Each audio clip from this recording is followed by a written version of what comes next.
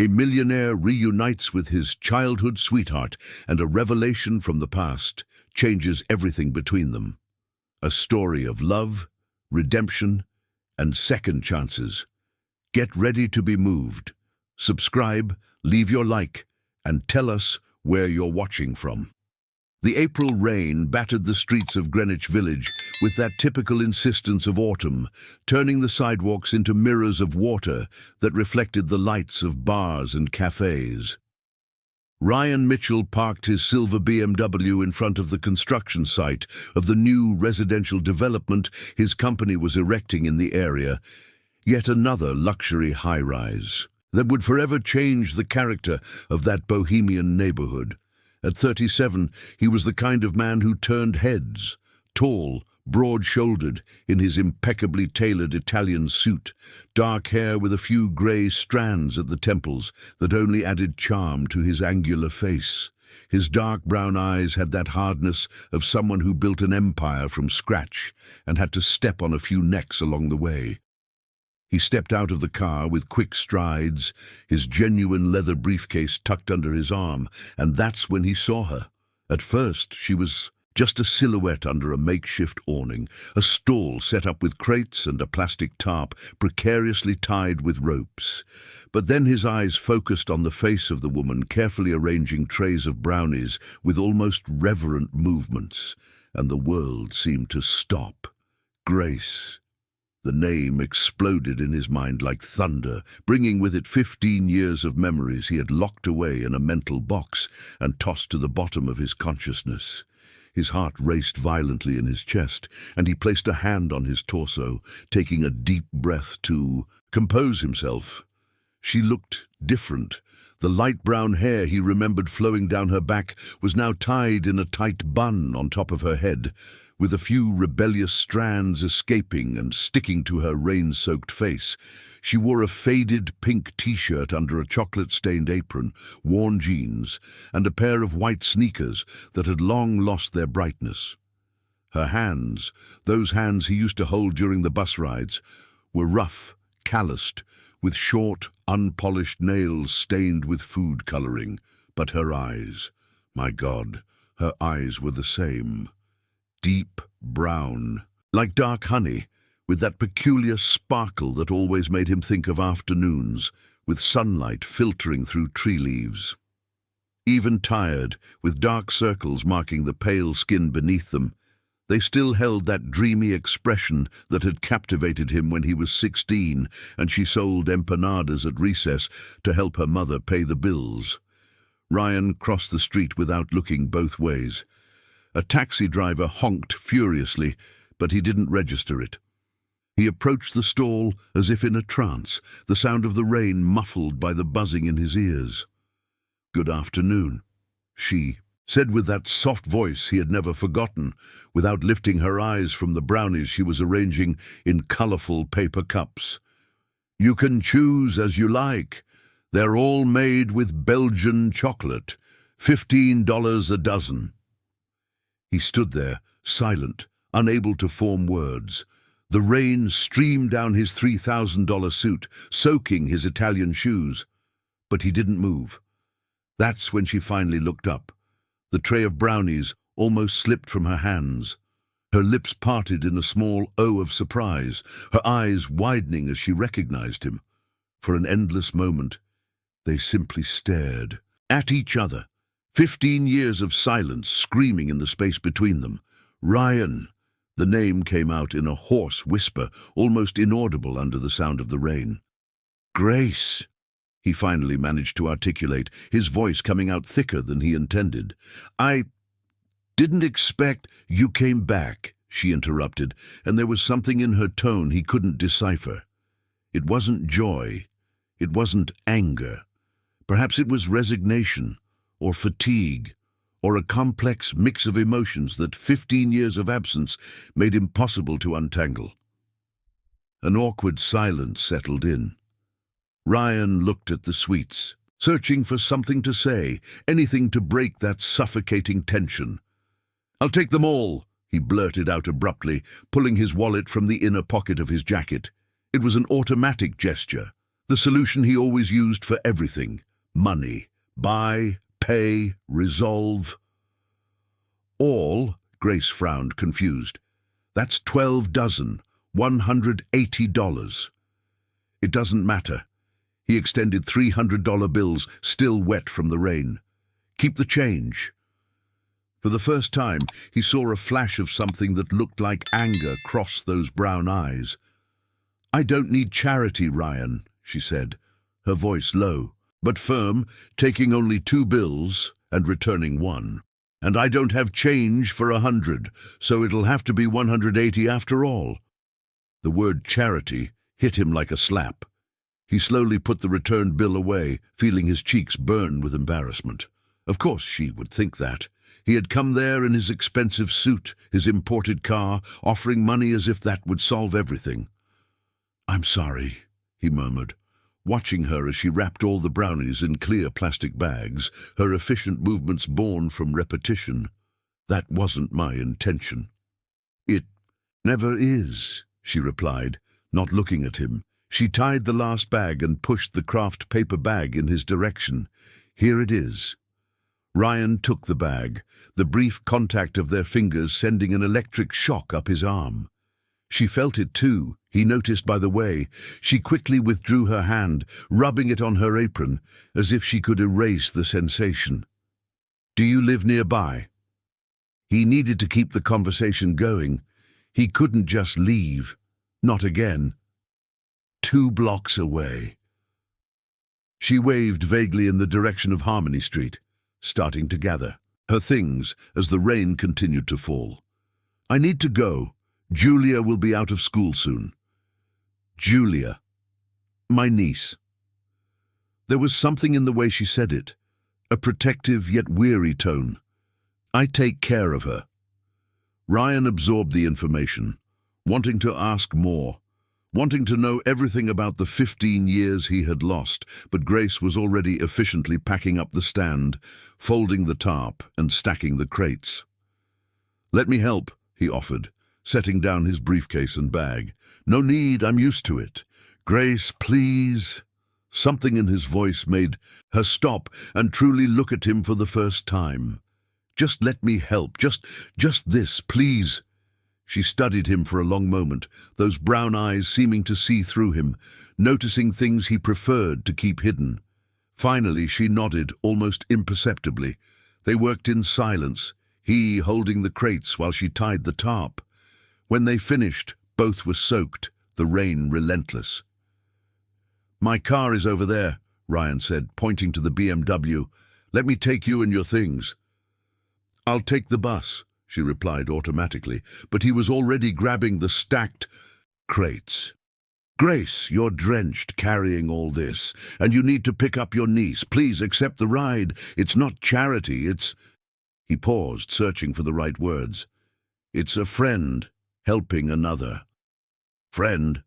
She laughed, but there was no humor in the sound. Friends don't disappear for 15 years without a word, Ryan. The accusation hung in the humid air between them, heavy as lead. He had no answer for that, none that made sense or absolved her for saying exactly what she did. You're right, he finally admitted, the raw honesty in his voice. I wasn't. A friend. I wasn't anything I promised to be, but I'm here now, soaked, asking for a chance to at least take you home. Just that. Nothing more. Grace stared at him for another long moment, and he could see the conflict happening behind those eyes, pride against pragmatism, old hurt against present need. Finally, pragmatism won. Okay, she sighed, pulling the zipper of the worn bag she carried over her shoulder. But just to Julia's school. After that, I'll manage. Deal. They walked to the car. He opened the trunk to fit the crates and the wet tarp. When he opened the passenger door for her, Grace hesitated visibly before getting in, as if the beige leather interior of the BMW was dangerous territory. The car smelled of expensive perfume and air conditioning. Grace sank into the soft seat, so different from the hard bus seats she spent hours on every day, and felt a pang of inadequacy. Her wet clothes stained the immaculate upholstery. Her rough hands seemed so out of place against the gleaming dashboard. Ryan got in on the driver's side, turned on the heater, and set the GPS. "Which school?" "Maplewood Elementary School, on Sunflower Street," she replied quietly, looking out the window to avoid meeting his gaze. As Ryan drove through the narrow, congested streets of Greenwich Village, the silence in the car was almost palpable. He tried to find words, but everything that came to mind sounded inadequate or insufficient. It was she who broke the silence first.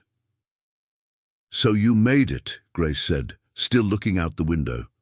"You got rich, like you promised." There was something in her tone that made him hesitate before responding. "I did, yes. I have the 5th largest construction company in New York." He paused. But you forgot the second part of the promise," she completed for him, finally turning to face him. There was no accusation in her voice now, just a weary sadness that was somehow worse. "The part about coming back to get me." Ryan gripped the steering wheel tightly, the knuckles turning white. "Grace, No." She raised her hand, interrupting him. "Not now. Not here. I need to process this. You, back, after all this time." He nodded silently, turning left onto Sunflower Street. The school appeared at the end of the block, a cheerful yellow building with childlike drawings painted on the walls. Children began to spill out, some running to parents waiting, others getting into school vans. Ryan parked, and before he could say anything, Grace was already opening the door. "Thank you for the ride," she said formally, as if he were a helpful stranger and not someone she had known since she was 15, someone she had once loved. "And for buying all the brownies." "Grace, wait." He pulled a business card from the glove compartment, extending it to her. "My number is there. Call me. Please, let's grab a coffee, talk, or—" "I don't." "No. You choose." She took the card, glanced at it briefly.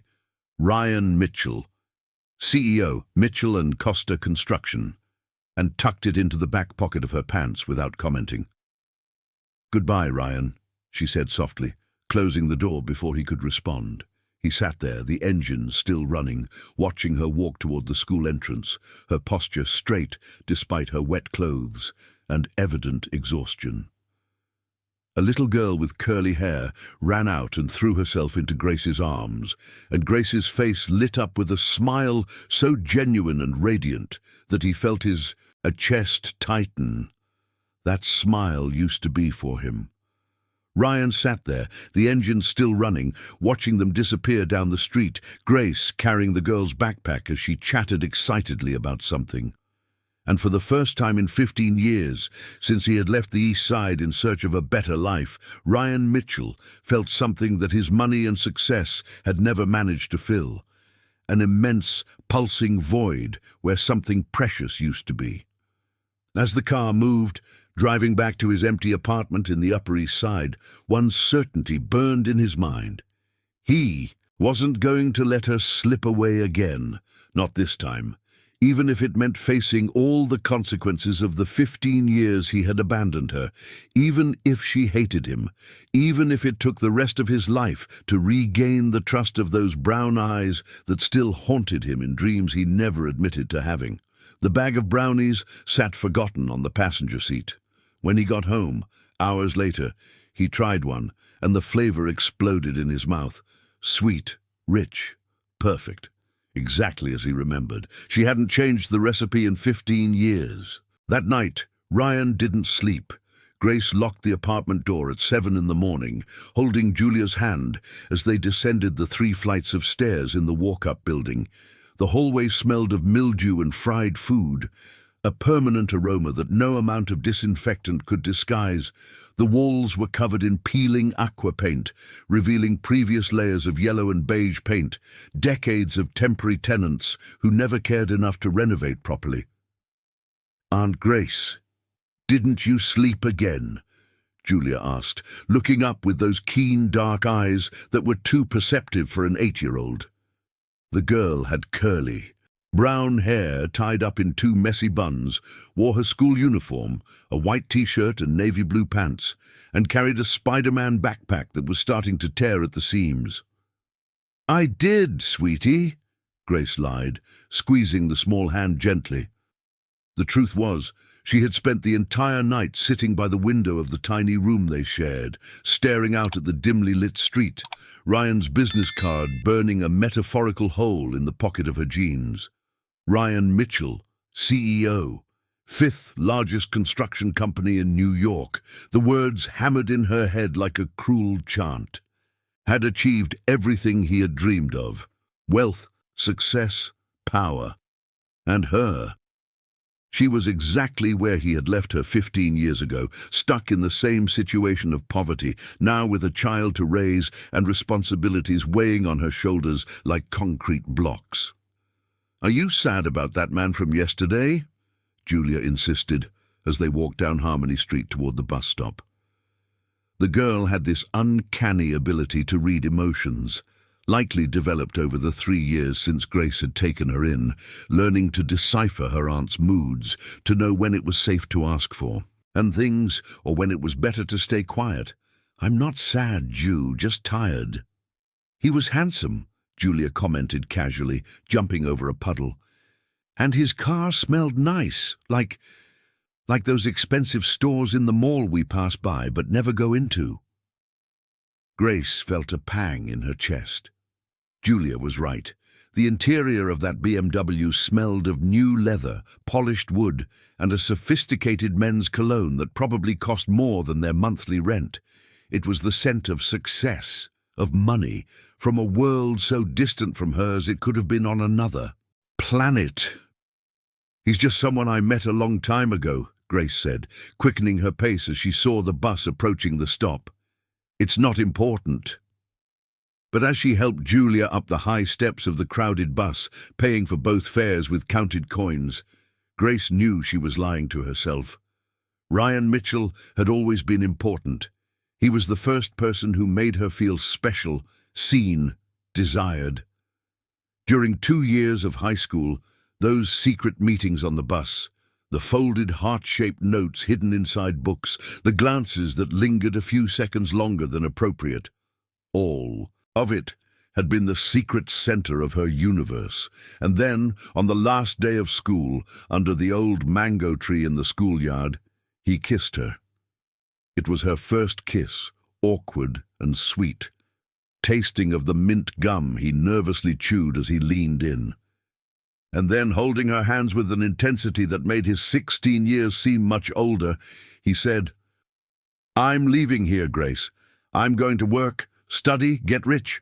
And when I do, I'll come back for you. I promise. Wait for me." She waited. For years, she waited, while other boys tried to get close during her full scholarship at the English literature program, while co-workers invited her out while life moved on around her. She always found an excuse, always kept everyone at a safe distance, protecting something inside her that belonged to that 16-year-old boy who promised to return. And then her sister Michelle fell ill. The diagnosis of multiple sclerosis hit like a hurricane, destroying any stability the family had built. Michelle's husband, unable to cope with a sick wife and a daughter with special needs, simply vanished one night, leaving only a scrawled note and half. The rent overdue. Grace didn't hesitate. She quit her steady job at a small publishing house, took Julia, then 5, and recently diagnosed with a neuromotor disorder requiring intensive therapies, and set up a home for the 2 of them in New York, while Michelle moved to the countryside, to a cheaper clinic where she could receive continuous treatment. 3 years had passed since then. 3 years of temporary jobs as a substitute teacher, of waking up at 5 in the morning to make gourmet brownies. She sold at a makeshift stand, of counting every penny, of sleepless nights, worrying about how to pay for Julia's next physical therapy session. And now Ryan had appeared, in his expensive suit and Italian shoes, with that look that still made her stomach knot. as if 15 years hadn't passed. "Aunt Grace, you're crushing my hand," Julia complained, and Grace realized she was squeezing her niece's fingers too tightly. "Sorry, sweetheart," she murmured, releasing the girl's hand and pulling her onto her lap, even while standing on the jostling bus. Julia was small for her 8 years, too light, and Grace made it a point to take her to the doctor, regularly to monitor her development. The therapies were helping, the tremors in her hands had improved significantly, and she was able to concentrate better in school. But they were expensive, very expensive, and Grace was living on the edge, juggling finances that would make a professional accountant envious. After dropping Julia off at school, Grace took another bus to Southside High School, where she worked 3 times a week as a substitute English teacher. The school was chaotic, crowded hallways, constant shouting, exhausted teachers trying to maintain control of classes with 40 students. But she enjoyed teaching, witnessing that moment when understanding lit up a student's face, when they finally grasped a grammatical structure or were moved by a poem. On that particular day, she was teaching Carlos Drummond de Andrade to a particularly rowdy 9th grade class. She wrote on the green board with chalk that dusted her hands white. "And now, Jose, the party is over, the light is out, the people have vanished, the night has cooled, and now, Jose, and now you who are nameless, who mocks others, you who writes verses, who loves, protests, and now, Jose, can anyone tell me what this poem is about?" she asked, turning to the class. Silence. Some students were fiddling with their phones hidden under their desks. Others were whispering, "Come on, everyone, there's no wrong answer. What do you feel when you read this?" A skinny girl at the back of the room, with braids and intelligent eyes, raised her hand timidly. "Teacher, it seems like Jose was waiting for something that never happened, and now he's kind of lost." Grace smiled, feeling that spark of satisfaction that came from a student genuinely connecting with literature. "Exactly, Sarah. And how many people do you know who are also waiting for something? Waiting for life to get better, for things to resolve, for someone to come and save them?" The question hung in the air, heavy with personal meaning that Grace hadn't intended to reveal. She herself was that Jose, she realized with painful clarity. She had waited 15 years, and now Grace. Her phone vibrated in her pocket. She ignored it during class, but at break, while eating a mortadella sandwich she had brought from home, she checked the messages. It was an unknown number, but she recognized the formal, almost businesslike writing. "Good morning, Grace, it's Ryan. I know you must be busy, but I would really like to talk to you. When you have a moment, please let me know. Any day, any time. I won't give up easily this time. R.M." She stared at the screen for a long moment, the sandwich forgotten in her other hand. Part of her wanted to delete the message, block the number, protect herself from the inevitable pain that getting involved with Ryan again would bring. He belonged to another world now. A world of money and power and possibilities she couldn't even imagine. What could he want with her? Pity? Late guilt? A nostalgic fling with the girl he left behind? But another part of her, that stubborn 16-year-old part still living somewhere in her heart, wanted to respond, wanted to hear his apologies, understand why he had disappeared, know if at any moment during those 15 years he had thought of her, if he had ever missed her. Her fingers hovered over the keyboard. The break was ending. She could hear the students returning, the noise of conversations echoing through the worn hallways of the school. Finally, she typed, "Saturday afternoon, 3 p.m. There's a cafe at the corner of Aspicuelta Street and Teodoro Sampaio. We can talk there." She hit send before she could change her mind, her heart racing too fast. Ryan's reply came in seconds. "I'll be there. Thank you, Gabby." She put her phone away and returned to the classroom, but her mind was far away, already anticipating that meeting, already preparing the questions she would ask, the answers she would give, the barriers she would need to keep up, to protect what was left of her heart. The rest of the week passed in a strange haze. Grace continued her routine, waking up early, making brownies, taking Julia to school, teaching classes, picking Julia up, doing therapy with the girl, preparing dinner, helping with homework, putting Julia to bed. But everything had a surreal quality, as if she were moving through a dream, or perhaps a nightmare. On Thursday night, while Julia slept on the double mattress they shared, Grace opened the small closet in the room and examined her clothes. She didn't have much. Some jeans, basic t-shirts, 2 simple dresses she wore on special occasions like parent-teacher meetings. Nothing seemed suitable for meeting a millionaire CEO in a cafe. She grabbed her phone and, on impulse, called Michelle. Her sister answered on the 3rd ring, her voice sleepy. It was almost 11 at night. "Gabby, is everything okay? Is Julia okay?" The immediate concern in Michelle's voice made Grace's heart tighten. Her sister had been tormented by the guilt of not being able to raise her own daughter. "Everything's great. Monsieur Julia is sleeping. I just needed to talk." "About what?" Michelle sounded more alert now, and Grace could hear her moving, probably stepping out of the room to avoid waking the other women in the shared clinic. "Ryan is back." Silence. On the other end, a long, heavy silence. Michelle knew the whole story. She had been the one to hold Grace while she cried in the early months after Ryan disappeared, the one who convinced her to keep living when it seemed there was no reason to. "Ryan Mitchell? That guy from Bus?" Michelle's voice was carefully neutral. "He, just not a boy anymore. It's..." Grace laughed without humor.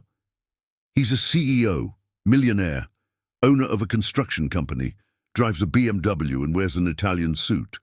And what does he want? He says he wants to talk. We set it for Saturday. And do you want to go?" Grace looked at Julia, sleeping. Her curly hair spread across the pillow, one arm thrown to the side, her breathing soft and steady. That girl was her life now. She couldn't afford impulsive decisions, old passions resurfacing and disrupting the fragile stability she had built. "I don't know what I want, Mish," she admitted softly. "Part of me wants to scream at him, ask why he forgot me. Another part wants..." She paused, struggling to articulate what she felt. Another part is still that 16-year-old girl in love, waiting for him to come back. "You're not that girl anymore, Gabby," Michelle said gently but firmly. "You're a 35-year-old woman who raised a child alone, who works 2 jobs, who has survived more than most people can handle in a lifetime. Don't let him make you forget that." I know that. But you still love him, don't you?" The question hung between them. Grace closed her eyes, letting the tears finally flow silently down her cheeks. "I don't know if it's love, Mish. Maybe it's just the memory of love. The idea of what could have been. I built a fantasy in my head for so long that I don't know what's real and what I invented." "Then find out," Michelle advised. "Go on that date. Hear what he has to say. But Gabby, please, protect your heart. You've suffered too much. And Ju needs you whole, not shattered again." They talked for a few more minutes. Michelle sharing updates on her treatment progress, Grace updating about Julia's achievements at school and in physical therapy. When they hung up, Grace felt slightly better, more anchored in reality. On Friday, she made a splurge she couldn't afford. She bought a new dress at a department store on sale. It was simple, navy blue, with short sleeves and a skirt that went to her knees. Nothing extravagant, but clean, new, without chocolate stains or fading from excessive washes. It cost $89, almost 6 dozen brownies. When she got home that night, Julia was doing homework at the tiny kitchen table, tongue out in concentration as she struggled with a math problem. "Auntie, you bought a new dress." "Oh," girl exclaimed, dropping her pencil. "You look beautiful. What's it for?" "I just needed something new," Grace said evasively, hanging the dress on the only available hanger in the closet. "It's to meet that man with the nice car, isn't it?" Julia had that mischievous smile that meant she knew exactly what was going on. "Julia Sophia, you're too smart for your own good." "I know," the girl agreed cheerfully. "The teacher said I have advanced emotional intelligence. It means I pick up on things about people's feelings." Grace knelt beside her niece, gently holding her small shoulders. "Ju, you know nothing is going to change, right? No matter what happens tomorrow, we're still a team, always." Julia's dark eyes grew serious, older than they should be. "I know, Auntie, but you deserve to be happy too, not just me. You always take care of everyone, but no one takes care of you." The words, coming from an 8-year-old, hit Grace like a punch in the stomach. She pulled Julia into a tight hug, hiding her tears in the girl's curly hair. "I am happy, sweetie, very happy, because I have you." Julia hugged her back with surprising strength, her thin arms squeezing Grace's neck. "But you can still like him too, okay? There's room in your heart for more than one person. That's what the psychologist told me." Grace laughed through her tears, pulling back to look at her niece's serious face. "When did you get so wise?" "I've always been," Julia replied with all the confidence in the world. "I was just waiting for you to realize." That night, after putting Julia to bed, Grace stayed awake once again, looking at the new dress hanging in the closet. Tomorrow she would see Ryan again, this time prepared, this time with her defenses up. At least, that was what she hoped. Saturday dawned cloudy, with that characteristic grey sky of New York that seemed to reflect the anxiety in Grace's chest. She woke up at 6 in the morning, even though it was her only complete day off of the week, unable to go back to sleep. Julia was still sound asleep beside her, one arm thrown over her eyes, her soft breathing creating little bubbles of saliva at the corner of her mouth. Grace carefully got up to avoid waking her, her bare feet touching the cold ceramic floor of the room. The apartment was tiny, 2 rooms that barely deserved to be called that. The bedroom where they slept could barely fit the queen mattress on the floor, a narrow wardrobe pushed against the wall, and an improvised shelf made from crates where they kept Julia's books and their own worn volumes of poetry.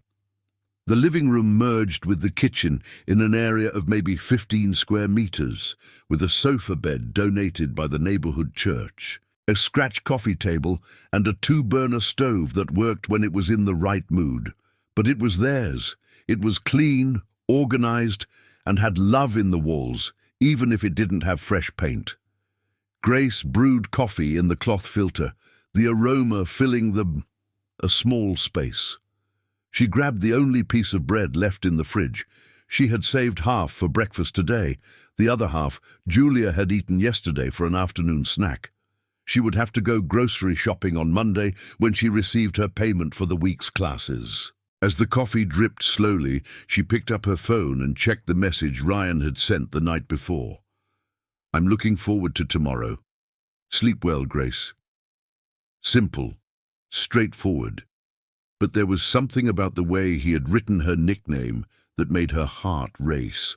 No one else called her Grace. To everyone she was Gabriella, teacher Gabriella, Gabriella from the food stall, Julia's mother.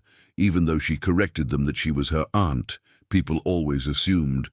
But Grace, that name belonged to a version of her that had existed 15 years ago, a girl who believed in promises and happy endings. At 8 in the morning, Julia woke up, dragging herself to the kitchen with messy hair and her eyes still half closed. "Good morning, sleepyhead," said Gabriella, pouring a glass of milk with chocolate syrup. The cheap store brand, not the famous one that Julia loved and that cost 3 times as much. "Good morning, Aunt," murmured Julia, climbing onto the stool to reach the table. Her sleepy gaze quickly became sharper as she focused on Gabriella. "You're nervous." "I'm not," Gabriella lied automatically. "You are. You're doing that thing with your hands."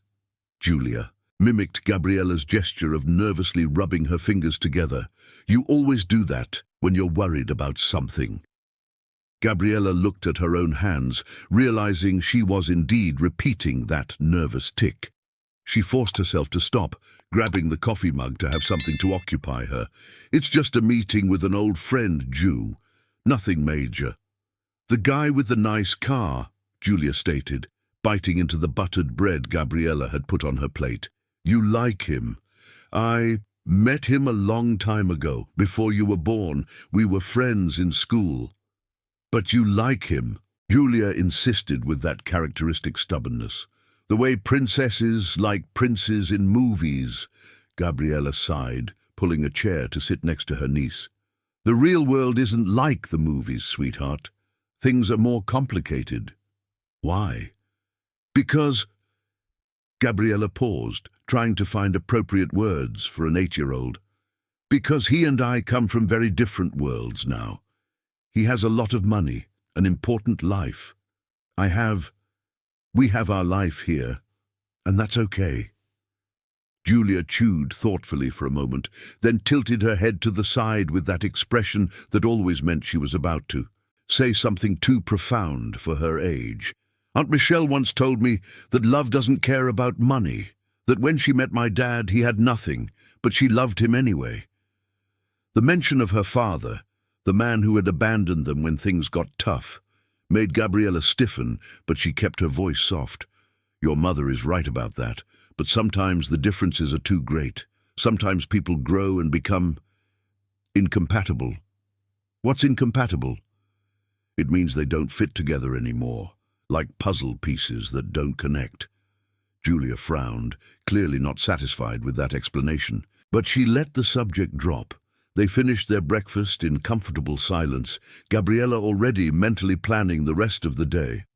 The neighbor from the apartment next door, Mrs. Thompson, a retired lady in her 60s who adored Julia, had agreed to watch the girl for the afternoon. Gabriella would pay her with 6 brownies, the unofficial currency of the building. At 2 in the afternoon, after giving Julia a bath, styling her curls into 2 neat braids, and settling the girl into Mrs. Thompson's apartment with coloring books and a promise of making popcorn, Gabriella finally entered the tiny bathroom to get ready. The navy blue dress fit well on her slim body. Too slim, she admitted, a result of many skipped meals to ensure Julia ate properly. She put on a little makeup, something she rarely did, mascara on her lashes, pink lipstick on her lips, a touch of blush on her pale cheeks. She let her hair down from the usual bun, allowing it to fall over her shoulders in natural waves that she tried to tame with a comb. When she looked at herself in the cracked bathroom mirror, she barely recognized herself. For a moment, she saw the 20-year-old girl she could have been if life had taken a different turn, if Ryan had come back when he promised, if she hadn't had to sacrifice her own dreams to take care of her family. "You look beautiful, dear," said Mrs. Thompson when Gabriella passed by to say goodbye to Julia. The lady was sitting on the couch with Julia in her lap, both watching cartoons on the old TV. "You're going to steal his heart." "It's nothing like that, Mrs. Thompson," Gabriella protested, but felt her cheeks flush. "Of course not," the lady agreed with a knowing smile. "And I'm the Queen of England." Julia jumped off Mrs. Thompson's lap and ran to hug Gabriella. "Have fun, Aunt, and remember what I said. You deserve to be happy." Gabriella kissed the top of her niece's head, inhaling the scent of the cheap chamomile shampoo they used. "I'll be back before dinner, okay?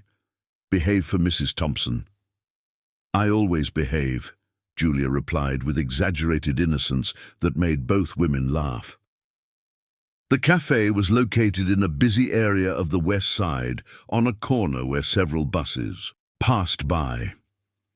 Gabriella arrived 15 minutes early. She had taken an earlier bus out of fear of being late. Grace stood outside for a few minutes, taking deep breaths to calm her nerves. The place was charming in a casual way, exposed brick walls, rustic wooden tables, and plants hanging in macrame from the windows. The smell of fresh coffee and baked goods wafted through the open door. It was clearly one of those trendy spots in Greenwich Village that charged $15 for an espresso, but it had a cozy atmosphere that made Grace feel a little less anxious. She walked in, looking for a table in the back, a discreet corner where they could talk without being disturbed. She ordered a water. She couldn't afford anything more expensive, not knowing if Ryan would expect to split the bill or offer to pay, and she didn't want to feel indebted. At 3 o'clock sharp, the cafe door opened and Ryan walked in. Grace felt the air escape her lungs. He wasn't in a suit this time. He wore dark jeans that fit perfectly on his athletic frame, a basic white t-shirt under a brown leather jacket that must have cost more than 3 months of her rent. His dark hair was slightly tousled, as if he had run his hands through it repeatedly. There was a shadow of stubble on his angular jaw. He looked younger this way, closer to the boy she remembered. His eyes scanned the cafe until they found her, and when their gazes met, a slow, genuine smile lit up his face in a way that made Grace's heart leap uncontrollably in her chest. He walked over to the table, and Grace forced herself to stay seated when every instinct screamed for her. To stand up, run, hug him, or flee, she wasn't quite sure which. "Hey," he said simply, standing next to the chair across from her. His voice was deeper than she remembered, with that raspy quality that likely came from years of leading meetings and giving orders. "Hi," she replied, hating how her own voice came out shaky. "You look—" Ryan paused, swallowing hard, his eyes tracing her face as if memorizing every detail. "You look beautiful, Grace. Always have, but wow." Grace felt warmth rise from her neck to her cheeks. She forced herself to break eye contact, nervously fiddling with her glass of water. "Sit," she said, gesturing to the chair. He complied, but not before calling over the waitress, a young woman with a nose piercing and purple hair. 2 double espressos and— He looked at Grace questioningly. "Do you still like those cheese rolls?" The fact that he remembered that insignificant detail from 15 years ago hit her like a punch. She nodded silently. "And an order of cheese rolls, please," Ryan added, handing the menu back. An uncomfortable silence settled after the waitress walked away. They looked at each other, then looked away, then looked at each other again. It was like a strange dance between 2 people who had once been intimate but were now practically strangers. "So," Ryan finally began, leaning forward and resting his forearms on the table. Grace noticed he wasn't wearing a watch, even though he could clearly afford any he wanted. "Thank you for agreeing to meet me." "You were persistent," Grace said, trying to keep her voice neutral. "I know. Sorry if it was too much. When I saw you that day, it was like the last 15 years disappeared. Like I was 16 again, selling empanadas at recess and gathering the courage to talk to the most beautiful girl in school." "I wasn't the most beautiful girl in school," Grace protested automatically. "You were to me," Ryan said with an intensity that made her swallow hard. "Always were." The waitress returned with their orders, breaking the tense moment. Grace picked up her coffee cup, grateful to have something to do with her hands. The coffee was strong, bitter, perfect. "Ryan," she began, deciding to get straight to the point before she lost her courage. "Why are you here? Why now, after all this time?" He lowered his gaze to his own cup, his long fingers wrapping around it as if he needed the warmth to anchor himself. When he spoke, his voice was heavy with an emotion she couldn't identify. "Because I'm an idiot," he said simply. "Because I spent 15 years building an empire, making money, marrying the wrong woman for the wrong reasons, trying to fill a hole inside me that never closed. And then I saw you that day, selling brownies in the rain, and it was like someone turned on a light. Everything I've built, everything I've achieved, none of it matters, none of it made me happy, because the only thing I really wanted, I left behind 15 years ago. Grace felt tears burning behind her eyes, but refused to let them fall. She slammed her cup down on the table harder than she intended, the noise making a few people look over. "You can't just show up after 15 years and say these things, Ryan," she said, her voice low but intense. "You don't have that right. You left me, promised to come back and disappeared. Do you know what that did to me?" "I know," he said miserably. "Or at least I'm starting to understand. Grace, No." She raised her hand, interrupting him. "Let me finish. I waited. For years, I waited. While everyone around me moved on, got boyfriends, married, I was stuck in that promise you made under the mango tree. I built a fantasy in my head where you would come back and everything would be perfect. And you know what happened? Life happened. My sister got sick. My brother-in-law..." Grace left us. I had to quit my steady job, my dreams of being an editor, everything, to take care of Julia. And do you know what the worst part was? Ryan shook his head, his eyes fixed on her, waiting. The worst part was that even at rock bottom, even when I was so tired I could barely stand, even when I counted coins to buy bread, a ridiculous and pathetic part of me still hoped you would show up. I still believed in that promise from a 16-year-old boy. A tear finally escaped, sliding down Grace's cheek. She quickly wiped it away, angry with herself for showing weakness. Ryan reached out his hand across the table as if to touch hers, but stopped midway, respecting her space. "You have every right to hate me," he said, his voice hoarse. "I deserve it. I was cowardly. I was selfish. When I left that school, I was so determined to prove to everyone, to my mom, to the guys who teased me for being poor, to myself, that I could be someone. I worked 3 jobs simultaneously, studied at night, slept 4 hours a day for years. And at some point in that process, I lost myself. I forgot why I was doing all of that. I forgot the promise. I forgot about you." "And now?" Grace asked, her voice breaking. "Why now? Why, when my life is finally stable, when I've built a routine, when I've learned to live without you? Why do you have to come back and mess everything up again?" Ryan ran his hands through his hair, that gesture of frustration she remembered him making when trying to solve a difficult math problem back in school.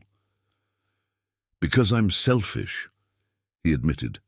"Because when I saw you, something inside me that had been dead for years came back to life.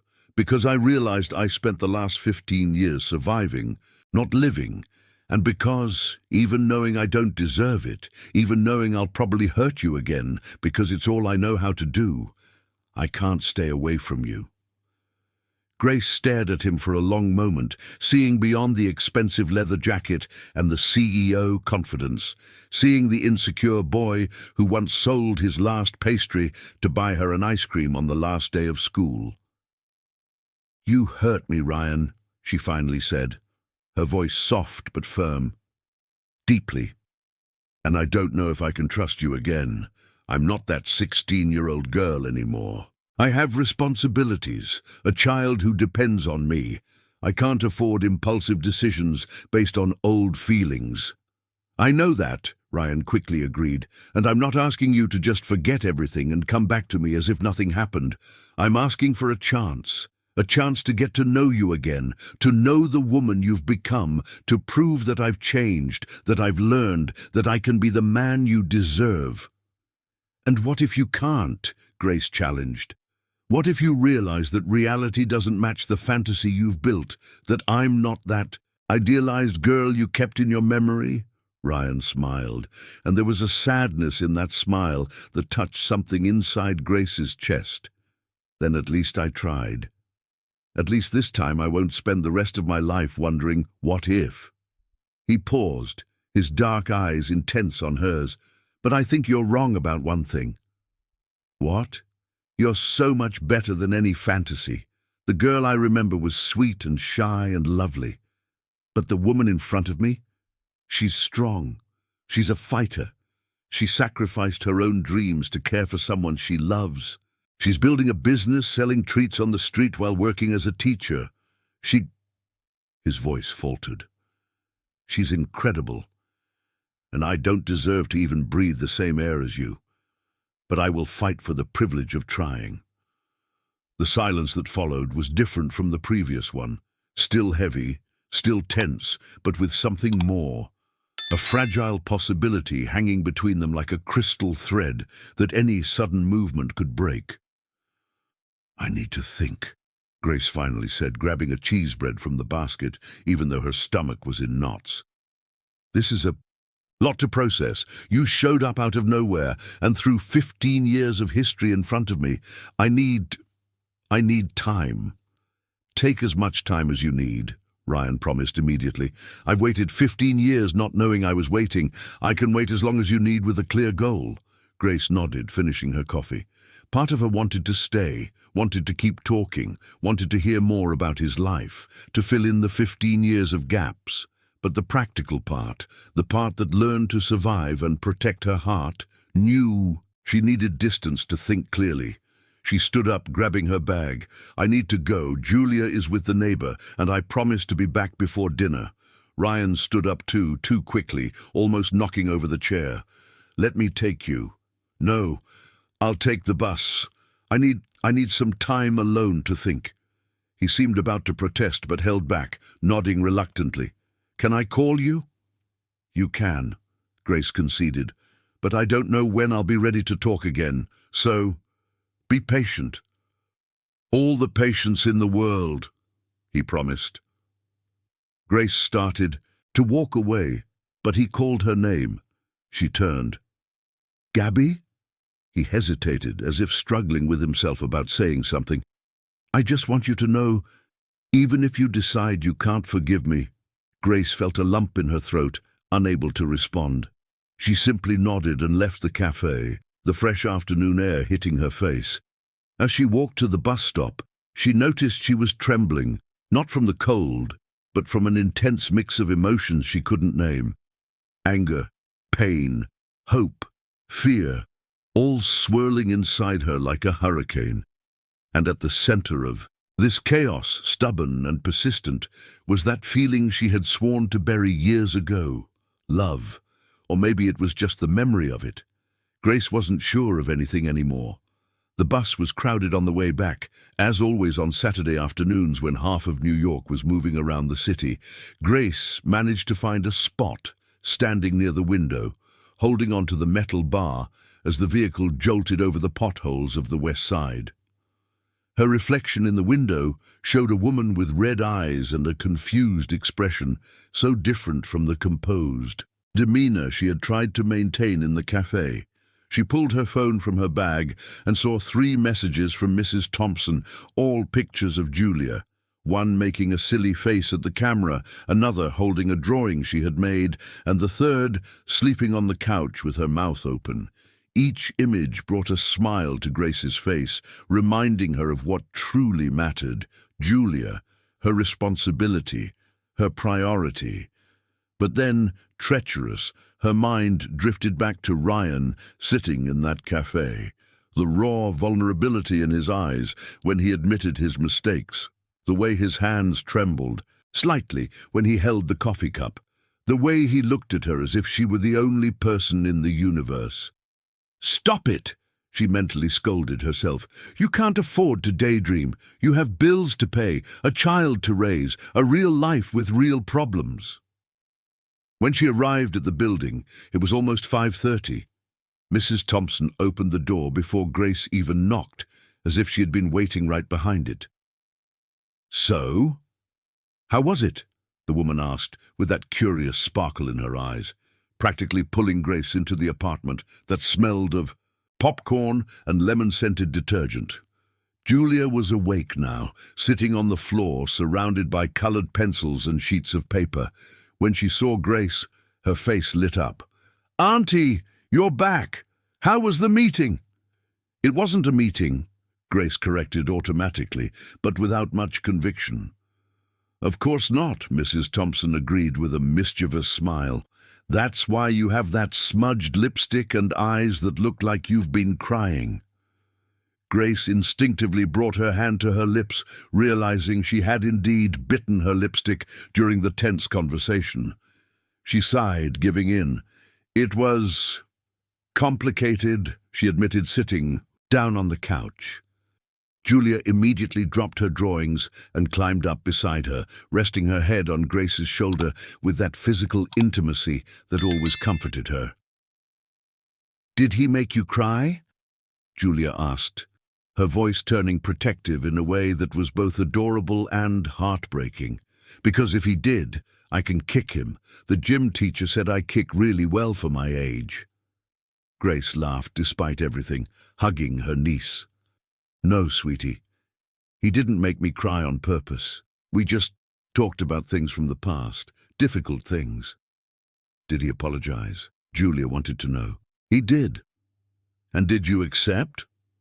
Grace paused, realizing she didn't have a clear answer to that. "I don't know yet, Ju. Sometimes forgiving someone isn't as simple as saying, 'It's okay, I forgive you.' It takes time." "The therapist says holding on to resentment is bad for the heart," Julia commented, with that borrowed wisdom she liked to show off. "It's like carrying a heavy backpack that we don't need to carry." "Your therapist is very smart," Mrs. Thompson agreed, pouring a glass of juice for Grace. "But it's also true that some people don't deserve our forgiveness until they prove they've changed. Actions speak louder than words, my dear." Grace drank the juice gratefully, letting Mrs. Thompson's words sink in. She was right. Ryan had spoken beautifully, made promises, shown vulnerability. But words were easy. What would he do? How would he act? Those were the questions that mattered. The following days passed in a strangely suspended routine. Grace kept her normal schedule, classes at school, selling brownies, Julia's therapy sessions, household chores. But there was a different quality to everything now, as if she were waiting for something without knowing exactly what. Ryan sent messages every day. They weren't insistent or intrusive, just present. Monday. "Good morning, Gabby. I hope your week starts well. No pressure, I just wanted you to know I'm thinking of you." Tuesday. "I saw a cherry tree today in a garden we're building, and it reminded me of when you told me your grandmother had one in her backyard, and you made jam together. Little details I never forgot." Wednesday. "How is Julia? Is therapy helping? If you need anything, and I mean anything, not as charity, but as someone who cares, please let me know." Grace read each message several times, analyzing every word, looking for signs of insincerity or manipulation, but all she found was sincerity and a patience that surprised her. She replied briefly, never encouraging too much, but also not completely cutting off contact. On Thursday night, while helping Julia with her math homework at the little table in the living room, her phone rang. It wasn't a message. It was a call. Ryan. Grace looked at the screen for 3. As she touched the phone before answering, her heart raced. "Hello?" "Hi, Grace." His voice sounded tired but relieved. "Sorry for calling out of the blue. I just needed to hear your voice." There was something in the way he said it, vulnerable and honest, that unraveled Grace's carefully constructed defenses. "It's okay," she said softly, getting up and walking to the small window in her room for some privacy. "What happened?" "Tough day," Ryan admitted, and she could hear the traffic noise in the background, horns and engines. He was in the car, probably coming back from somewhere. Endless meetings about a project that's going wrong, issues with suppliers, my partner nagging me about expansion when all I want is... He paused, laughing humorlessly. All I want is to be doing something that really matters. And what matters? Grace asked, genuinely curious. You, he replied simply. Julia. Real people with real problems and real dreams. Not these executives in $5,000 suits discussing profit margins like it's the most important thing in the universe. Grace felt something soften inside her. There was a fatigue in Ryan's voice that she recognized intimately. The exhaustion of living a life that doesn't fulfill you, of working to the point of burnout for goals that feel increasingly empty. Ryan, why do you do it then, if it makes you so unhappy? Because it's all I know how to do, he admitted. Because I've spent so much time building this empire that now I don't know who I am without it. Because I'm afraid that if I stop, if I really look at my life, I'll realize I've wasted 15 years chasing the wrong things. You haven't wasted it, Grace said gently. You've built something. You have success. You employ people. You change the landscape of the city. That's not nothing. But does it mean anything? The question came out raw, almost desperate. In the end, when I'm old and look back, will I care about how many buildings I've built? Or will I regret the things that really mattered and that I let slip away? The silence that followed was heavy with unspoken truths. Grace leaned her forehead against the cold glass of the window, watching the dim streetlights below. I don't know, Ryan, she finally said. Every person has to figure that out for themselves. But I can tell you one thing. You can't use other people, me, as an answer to that emptiness. You need to figure out who you are and what you want independently of me or anyone else. You're right, he agreed after a pause. As always. Sorry for dumping all this on you. It wasn't fair. No, but it was honest, and I prefer honesty, even when it's messy and confusing. She could hear him breathing on the other end, the sound of traffic gradually fading as if he was leaving the main streets. Can I see you again? He asked, his voice hesitant. It doesn't have to be anything formal, just, I don't know, get ice cream, walk in the park, whatever you want. Grace bit her lip, torn between the desire to see him and the fear of what that could mean.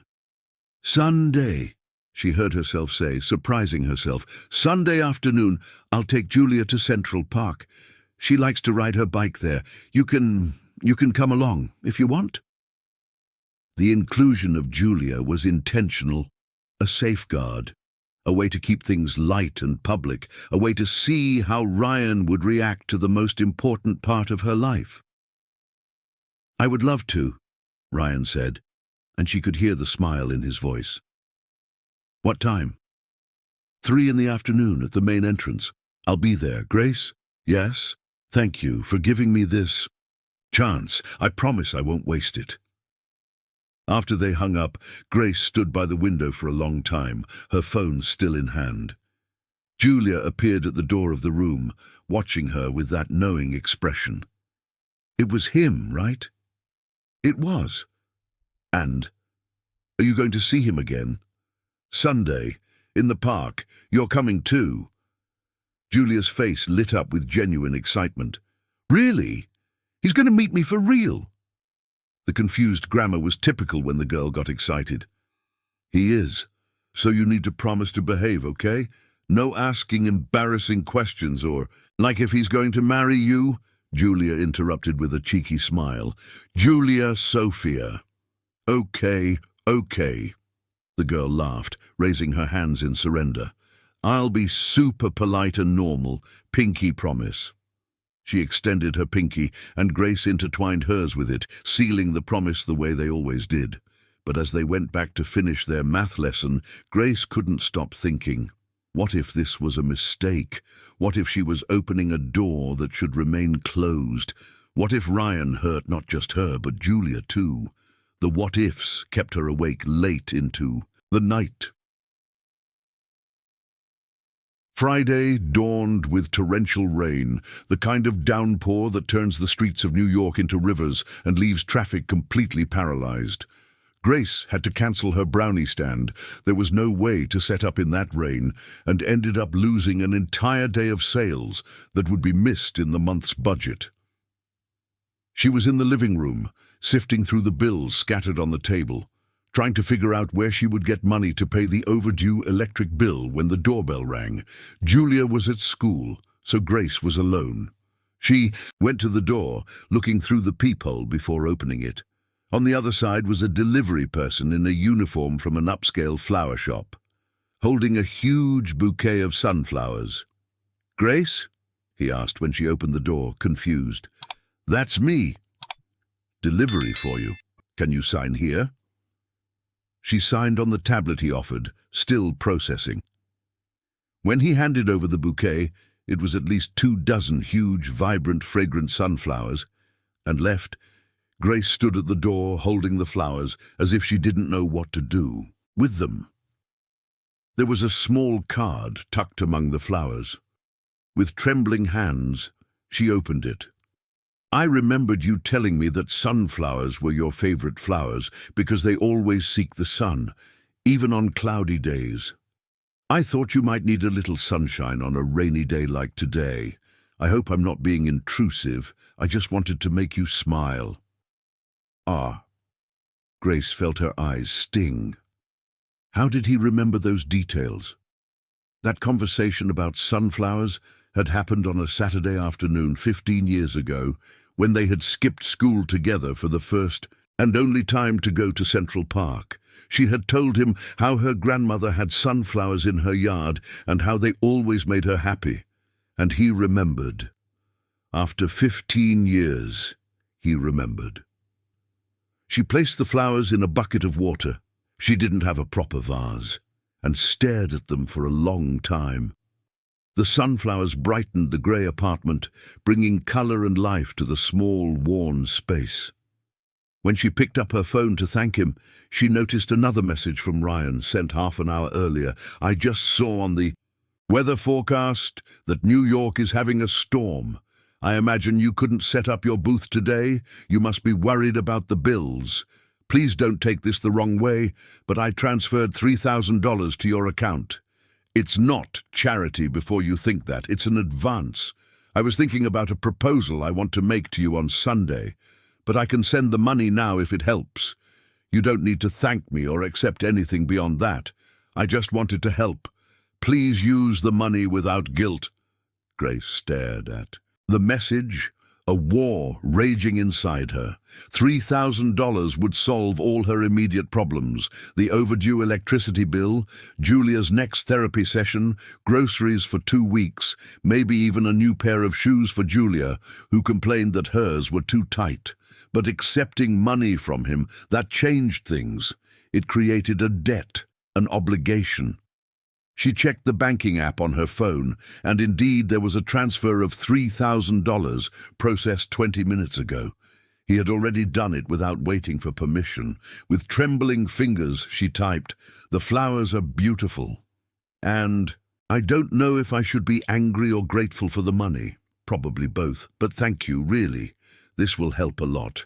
But we will discuss this proposal on Sunday, and you will explain what you meant by advance." The reply came almost immediately. "You can be angry. I deserve it. But I also hope you're a little grateful because my intentions are good, even if my methods are questionable. I'll explain everything on Sunday. I promise it will make sense.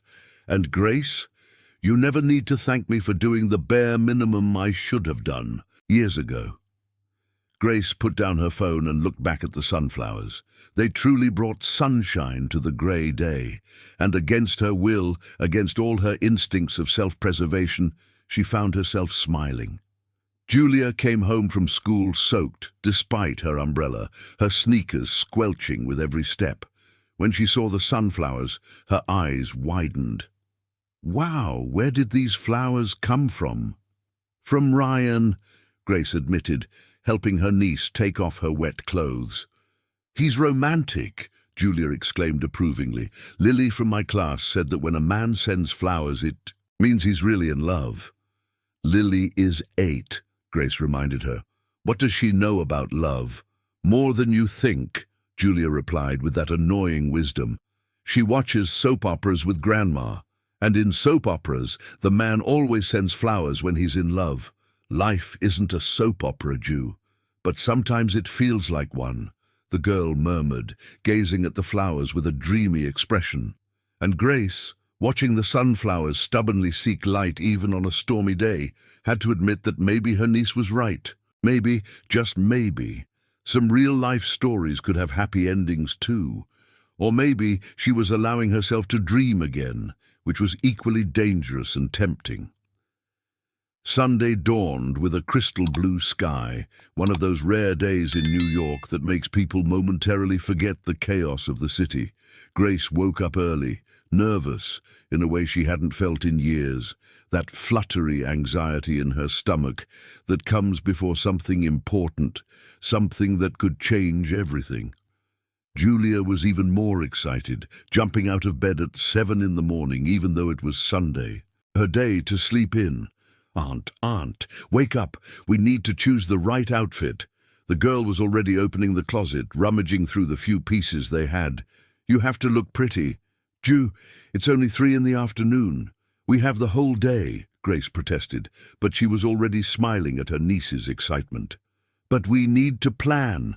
And I also need to choose my outfit. First impressions are very important. The science teacher said that when she talked about... Julia frowned, trying to remember. About something scientific. But the point is, it's important. They spent the morning in a strangely festive routine. Grace made pancakes for breakfast, an extravagance they usually reserved only for birthdays, but today it felt appropriate. Julia chattered non-stop about what they would do in the park, making 1,000 plans. Grace was bombarded with questions about Ryan that she couldn't answer. Does he like biking? Will he want to ride bikes with us? Can he ride a bike? What if he wants to play beach paddle? I'm terrible at beach paddle, Aunt. The ball always hits me in the face.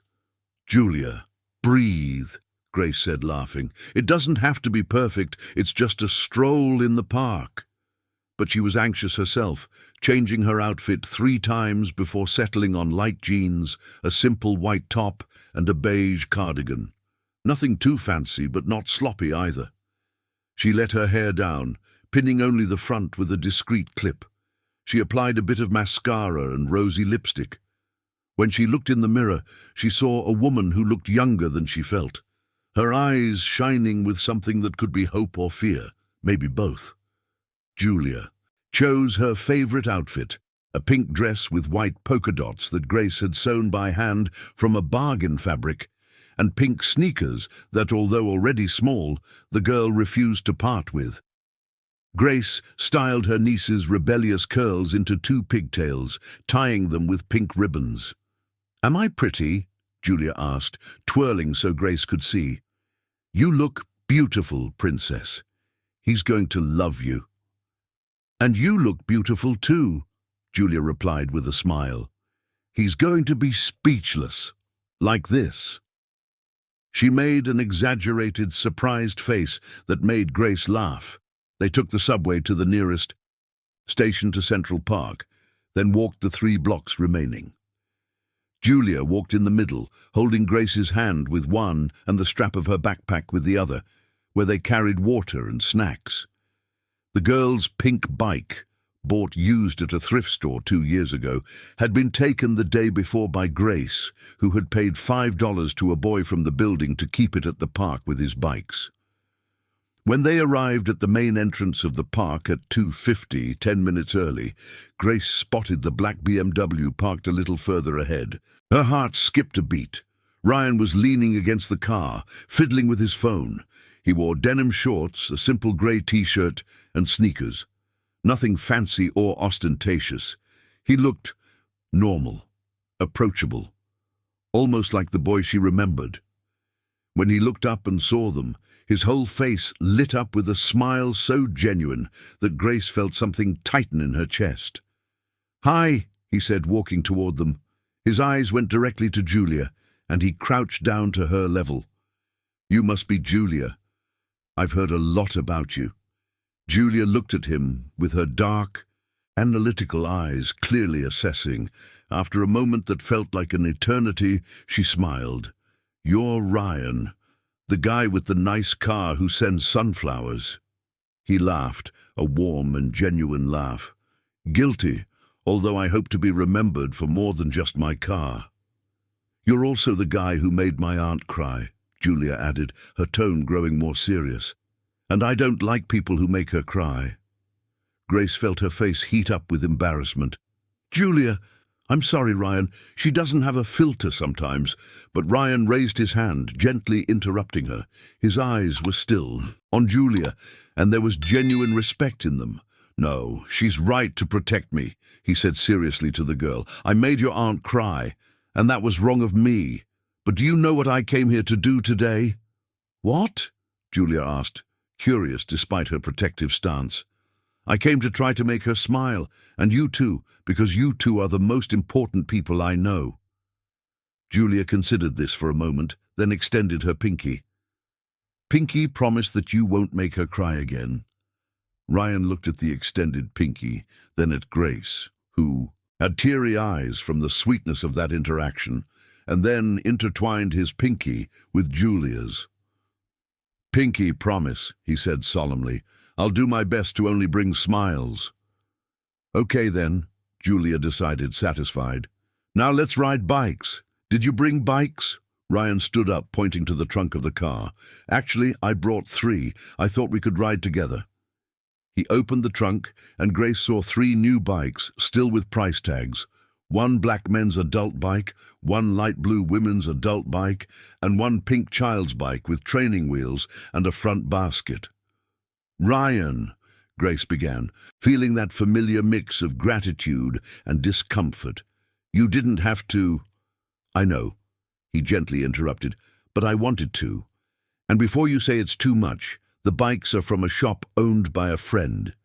He gave me a cost price.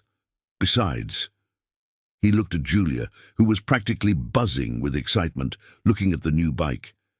"Every kid deserves a new bike once in a while. And you—" His eyes returned to Grace. "You deserve to enjoy the park, without worrying if the bike will break down halfway through." Julia was already pulling the pink bike, amazed. "Aunt, look, it has a basket, and it's new. It smells new. Can I keep it, please, please?" Grace looked at Ryan, who awaited her response with a hopeful yet respectful expression. She could refuse, insist that it was too much, that they couldn't accept. But then she looked at Julia's radiant face and realized that sometimes pride needed to give way to the happiness of those we love. "Okay," she finally agreed.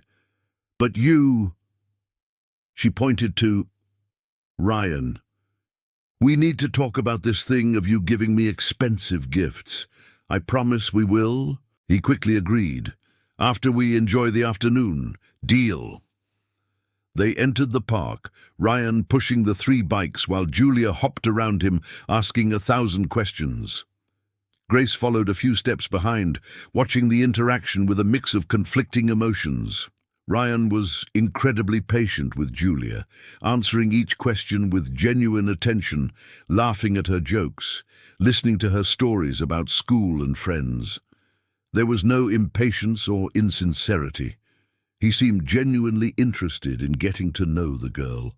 When they reached the bike path, Ryan helped Julia adjust the seat of her new bike and the helmet. He had brought 3 helmets too, Grace noticed. He knelt beside the girl, explaining how the brakes worked, asking if she felt comfortable. "Have you ridden a bike before?" Julia asked. "Yes, but it's been a long time," Ryan admitted. "When I was your age, my friends and I would ride around the neighborhood. My bike was old and rusty, but I loved that thing." "What happened to it?" Ryan was quiet for a moment, and Grace saw a shadow cross his face. "I had to sell it when my dad got sick. We used the money to buy medicine. Julia processed this with that seriousness that sometimes made her seem older than she was. Was it sad? It was, Ryan admitted honestly. But sometimes we have to make tough choices for the people we love, just like your aunt does for you every day.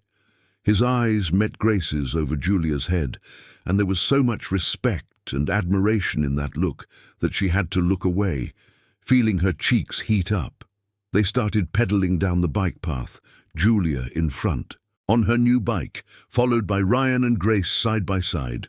The park was filled with families enjoying the sunny Sunday, kids playing, couples walking hand in hand, groups picnicking on the grass. "She's amazing," Ryan commented after a few minutes of comfortable silence. "Smart, insightful, funny. You're doing a wonderful job with her." "I do what I can," Grace said, watching Julia a few meters ahead, pedaling with that renewed confidence that a new bike seemed to have given her. "But it's hard. Sometimes I feel like I'm not enough, that. She deserves more than I can give." "Gabby, look at her," Ryan said softly. "She's happy, she's healthy, she feels loved. That's all that matters. The rest, money, toys, new clothes, are just extras. You give her what really matters." Grace felt her eyes burn, but blinked the tears back. "Thank you," she murmured, "for saying that." They pedaled for almost an hour, stopping occasionally for Julia to drink water or point out something interesting. A particularly cute dog, a strangely shaped tree, a pair of ducks in the pond. At each stop, Ryan fully engaged with whatever had caught the girl's attention, taking pictures on his phone, asking questions, sharing observations. Grace watched him, trying to reconcile this kind and attentive man with the boy who had abandoned her 15 years ago. Who was the real Ryan? The millionaire CEO who had built an empire? The poor boy who sold snacks at recess? Or this man in front of her who seemed genuinely happy pedaling in a park on a Sunday afternoon with a woman and a child he barely knew? Eventually, Julia announced that she was tired and hungry. They found a spot in the shade of a large tree, spreading out a blanket that Grace had brought. She took out the simple sandwiches she had prepared, bread, cheese, and ham, and the bottle of juice. "I brought some things too," Ryan said, quickly going back to the car and returning with a cooler bag. Inside, he pulled out cut-up fruits in containers, homemade cookies, natural juices in individual bottles, and, to Julia's delight, a jar of gourmet brownies. "Wait," Grace said, grabbing the jar and examining the label. "These are yours," Ryan completed with an embarrassed smile. "I bought 6 dozen during the week. This is the last jar. I've been eating 2 a day for dessert. They're addictive." Julia was beaming. "You eat my aunt's sweets. They're the best in the world, right?" "No doubt," Ryan agreed seriously. "The best I've ever had. And I've had brownies from fancy bakeries in the Upper East Side. Nothing compares." Grace felt her chest warm with the compliment, but also with the realization that Ryan was actually buying her brownies regularly, not out of pity or to help, but because he genuinely liked them. They ate in the comfortable shade of the tree, Julia chattering between bites, Ryan asking questions and telling funny stories about construction site disasters that made the girl laugh. Grace found herself gradually relaxing, the tension she had carried in her shoulders since reuniting with Ryan slowly dissolving. After eating, Julia lay down on the blanket, declaring that she needed to rest her belly before going back to biking. In a few minutes, her eyes were closed, her breathing deep and regular. "Does she sleep like this?" Ryan asked softly, looking at the girl with tenderness. "In the middle of the afternoon, in the park." "The therapies tire her out," Grace explained, gently adjusting a curl that had fallen on Julia's face. "She works very hard to control the tremors, to improve her coordination. 3 sessions a week, an hour and a half each. For an 8-year-old, it's exhausting." "But is it working?" The genuine concern in Ryan's voice touched her. "It is. The tremors in her hands have decreased by 70% in the last year. She can hold the pencil is right now able to eat without dropping. These are small victories that mean everything. Ryan was quiet for a moment, looking at Julia sleeping. Can I ask you something? About her mother? Grace hesitated, but then nodded. If they were going to try something, whatever it was, he deserved to know the whole story. My sister Michelle was diagnosed with multiple sclerosis when Julia was 5 years old. Her husband, he couldn't handle it. He just left one night, leaving a note saying he wasn't strong enough to deal with it. Michelle tried to carry on, but the disease progressed. Quickly, she could no longer work, barely took care of herself, and Julia was starting to show signs of the neuromotor disorder, so Michelle moved to a clinic upstate where treatment is cheaper, and I took custody of Julia. And you never regretted it? Ryan asked softly. Leaving your life, your plans, to raise your sister's daughter? Grace looked at him, surprised by the question. Not for a second. Julia is not a burden, Ryan. She's the best thing that ever happened to me. Yes, it's hard sometimes. Yes, I get tired and worried, and sometimes I cry in the shower because I don't know if I'm doing everything right. But I love her, unconditionally, and I would do it all over again without hesitation. Ryan stared at her for a long moment, something changing in his eyes, a depth of emotion she couldn't name. You are extraordinary, he finally said, his voice hoarse. Do you know that? You sacrifice everything, work to exhaustion, put her needs above your own, and still think it's not enough. But you are, Gabby. You are more than enough. You are, he paused, searching for words. You are the kind of person I should have become. Someone who understands that what really matters is not how much money you have in the bank, but how much love you have in your heart. Grace felt the tears finally spill over, silently streaming down her cheeks. Ryan reached out, hesitantly, and when she didn't pull away, he gently wiped the tears with his thumb. I'm sorry, she murmured. No one has ever said that before. No one has ever seen me like this. Then all those people are blind, Ryan said firmly, because you shine, Gabby, even covered in chocolate, even exhausted, even when you think you can't go on. You shine. They stayed like that for a moment, eyes locked on each other, a palpable current of emotion flowing between them. And then, slowly, Ryan leaned in, giving her enough time to pull away if she wanted. She didn't pull away. The kiss was soft, chaste, just a brushing of lips that lasted no more than a few seconds. But it was enough to make the world stop, to make 15 years of hurt and distance disappear, to make Grace remember what it felt like to be loved. When they pulled apart, both were breathing a little faster. Ryan rested his forehead against hers, eyes still closed. 15 years, he whispered. I wasted 15 years without doing this. Maybe we needed those 15 years, Grace said softly, to grow, to become the people we needed to be for this to work now. He opened his eyes, looking at her with an intensity that made her shiver. Do you think it can work, the two of us? Even with all the differences, all the problems, all the history? Grace looked at Julia sleeping peacefully, then back at Ryan, this man who was both familiar and unknown, past and possibly future. I think, she said slowly, that I'm willing to try to find out. The smile that lit up Ryan's face was so radiant, so genuinely happy, that Grace couldn't help but smile back.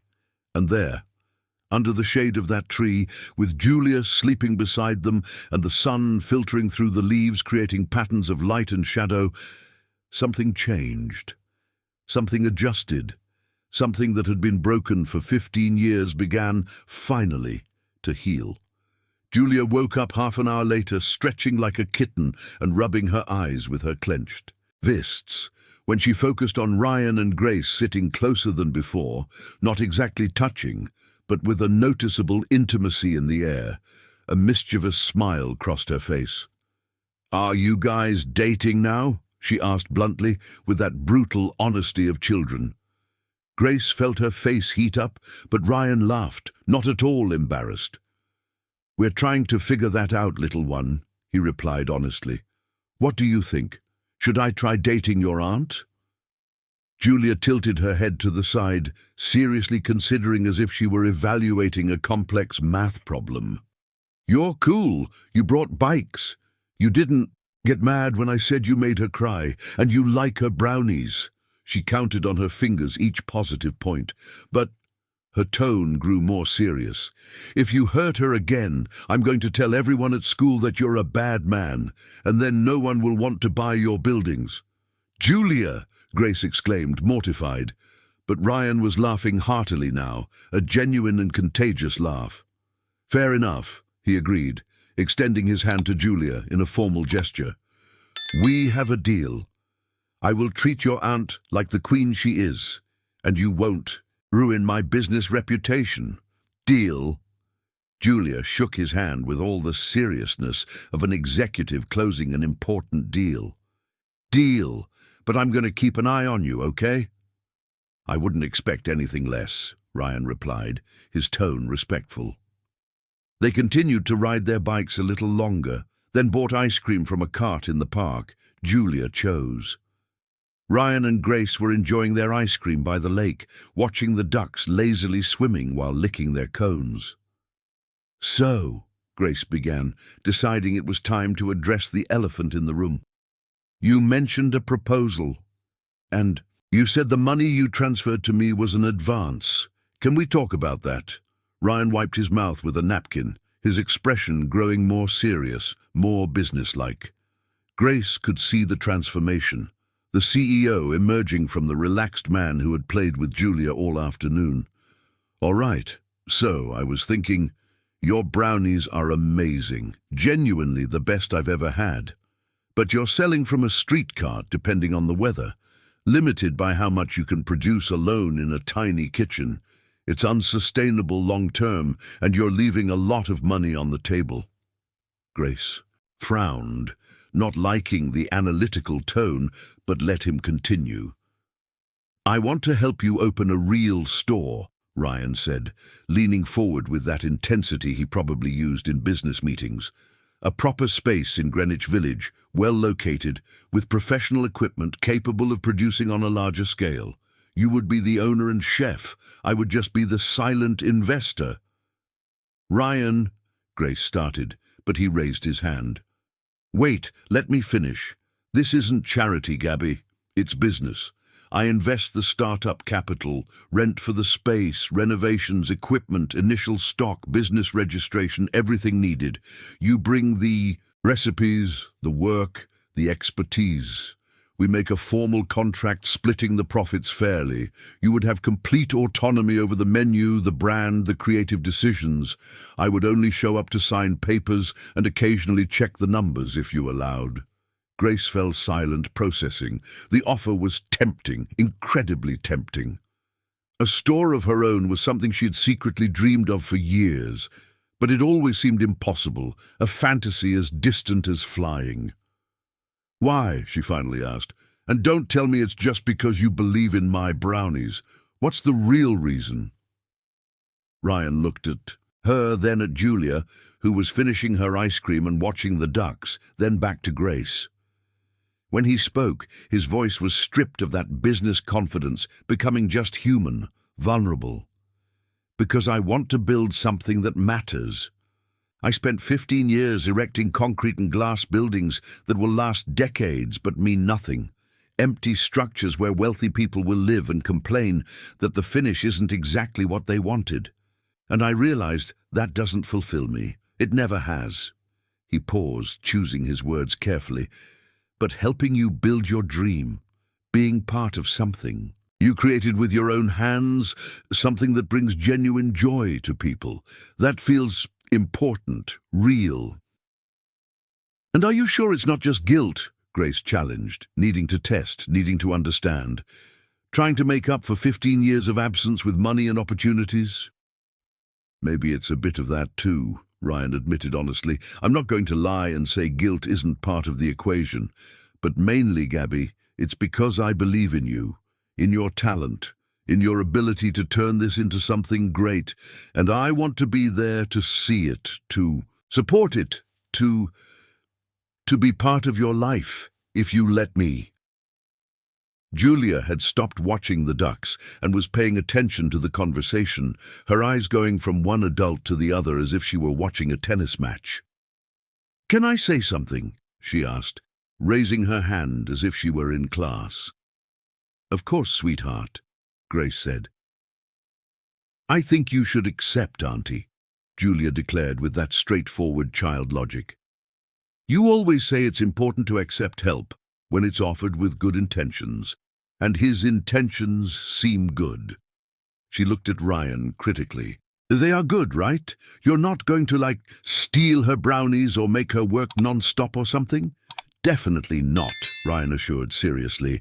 "Everything would be documented in a contract. Your aunt would have full legal protections, and she could exit the partnership whenever she wanted, keeping the rights to her recipes." "See," Julia said to Grace, "sounds good to me. And then you wouldn't have to stand in the rain selling sweets, and we could have a real store, with a name and everything, like those shops in the mall that we always look at but never go into." Grace looked at those two hopeful pairs of eyes, one dark brown, the other almost black, both waiting for her response. A part of her wanted to refuse immediately, to protect herself from the danger of getting involved with Ryan, of mixing business with whatever was starting to develop between them. But another part, the practical part that did the math at the end of the month and worried about how to pay for Julia's next therapy session, saw the opportunity this represented. "I need to see the contract first," she said slowly. "I need everything documented, black and white. And I need clauses that protect my autonomy and ensure that if things don't work out between us personally, the business continues to function professionally." "Of course," Ryan agreed immediately. "My lawyer can prepare everything. You can have your own lawyer review it too. Everything transparent, everything legal. And I choose the name of the store," Grace added, "and the menu and the decor, and I can hire whoever I want to work with me. Absolutely. Your store, your rules. And the profits are divided proportionally to each person's investment, but with a guaranteed minimum for me that covers my basic needs even if the store doesn't do well." Ryan smiled, that proud smile that said he loved seeing her negotiating fiercely. "Done. I'll have my lawyer prepare a proposal by Wednesday. You review it, make your modifications, and we'll reach an agreement that's fair for both of us." Grace extended her hand, formal, businesslike. "So we have a preliminary agreement, subject to the approval of the final contract." Ryan shook her hand, but didn't let go immediately. His fingers intertwined with hers, the gesture shifting from formal to intimate. "Thank you," he said softly, "for trusting me. I know it's not easy. I know I've given you plenty of reasons to never trust me again, but I promise, Grace, I won't let you down this time." "You better not let us down," Julia interjected, pointing an admonishing finger at Ryan, "because now you're like our partner. And partners don't let each other down. Our entrepreneurship teacher said that." "Your school has an entrepreneurship class?" Ryan asked, surprised. "It does. It's really cool. We learn about business and money and stuff," Julia explained excitedly. "Beatrice and I are going to start a beaded bracelet company when we grow up. We even have a name, Girl Sparkle. Beatrice came up with it." Ryan laughed, gently ruffling Julia's hair. "Good name. When you guys open, let me know. I'll buy shares." The rest of the afternoon passed with a lightness that Grace hadn't felt in years. They continued biking, stopped to buy coconut water from a street vendor, sat on the grass, and watched Julia try to fly a kite with other kids. She was terrible at it, the kite falling repeatedly but laughing at each failed attempt. As the sun began to set, painting the sky orange and pink, Julia was visibly tired, dragging her feet as they walked back to where the bikes were. "Someone's ready to go home," Grace commented, grabbing the backpack that felt heavier after a whole day of activities. "No," Julia weakly protested, but her eyes were half closed. I can play more." "How about I drive you home?" Ryan offered. "I'll put the bikes in the car, drop you off at the apartment, and tomorrow I'll send someone to install a bike rack in your building. If the landlord allows it, of course." "There's no landlord," Grace said. "The building is pretty informal, but there's a little space in the back where I keep Julia's old bike. We can fit 2 more, I think." "Perfect." The drive to the apartment was smooth, Julia practically sleeping in the back seat, hugging her backpack. Grace sat in the front next to Ryan, watching the city pass by the window.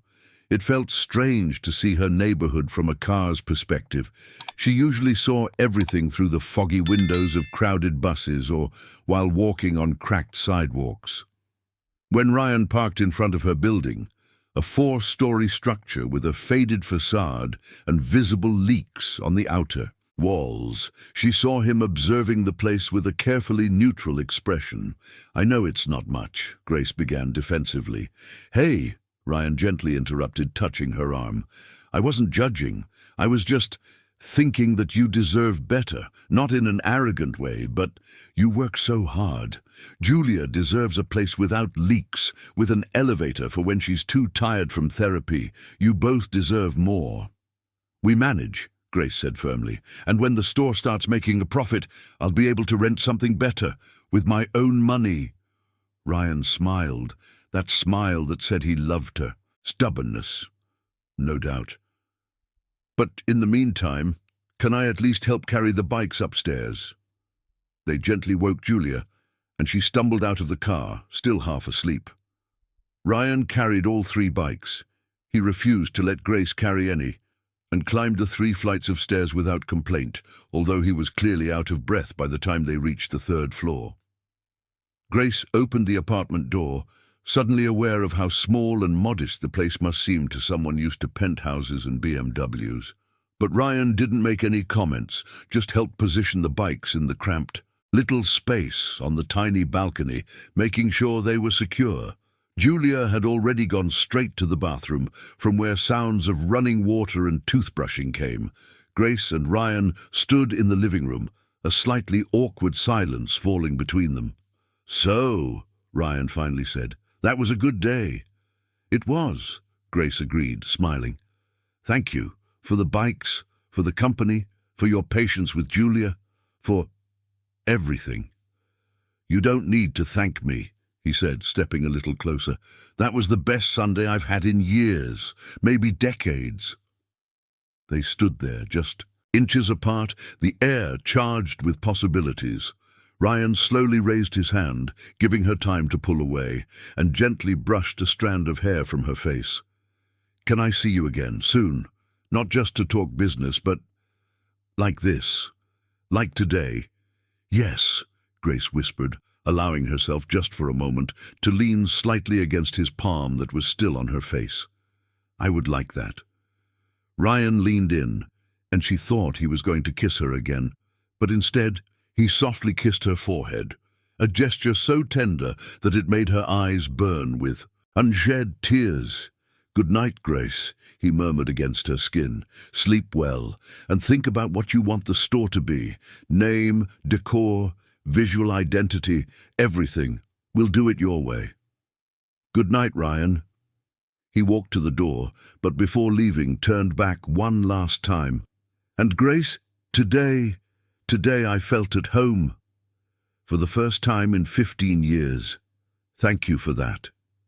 And then he was gone, leaving Grace standing at the door of her tiny apartment, her heart racing, a mix of fear and hope and something she didn't dare name yet coiling around her chest like a vine. Julia appeared at the bathroom door, already in pajamas, her hair wet and messy. "You really like him, don't you, Aunt?" the girl asked, climbing onto the bed they shared. Really like." Grace went over to the bed, sitting next to her niece and starting to comb through her wet curls with her fingers. "I think so, sweetie," she admitted softly. "Or at least, I'm starting to like him again. It's complicated." "Love is always complicated," Julia declared with that borrowed wisdom. "But the science teacher said that the best things in life are usually complicated, like those difficult math equations that when you solve them right, you feel that good thing inside." She tapped her chest. Grace laughed, hugging her niece. "When did you get so wise?" "I've always been," Julia replied, yawning. "I was just waiting for you to notice."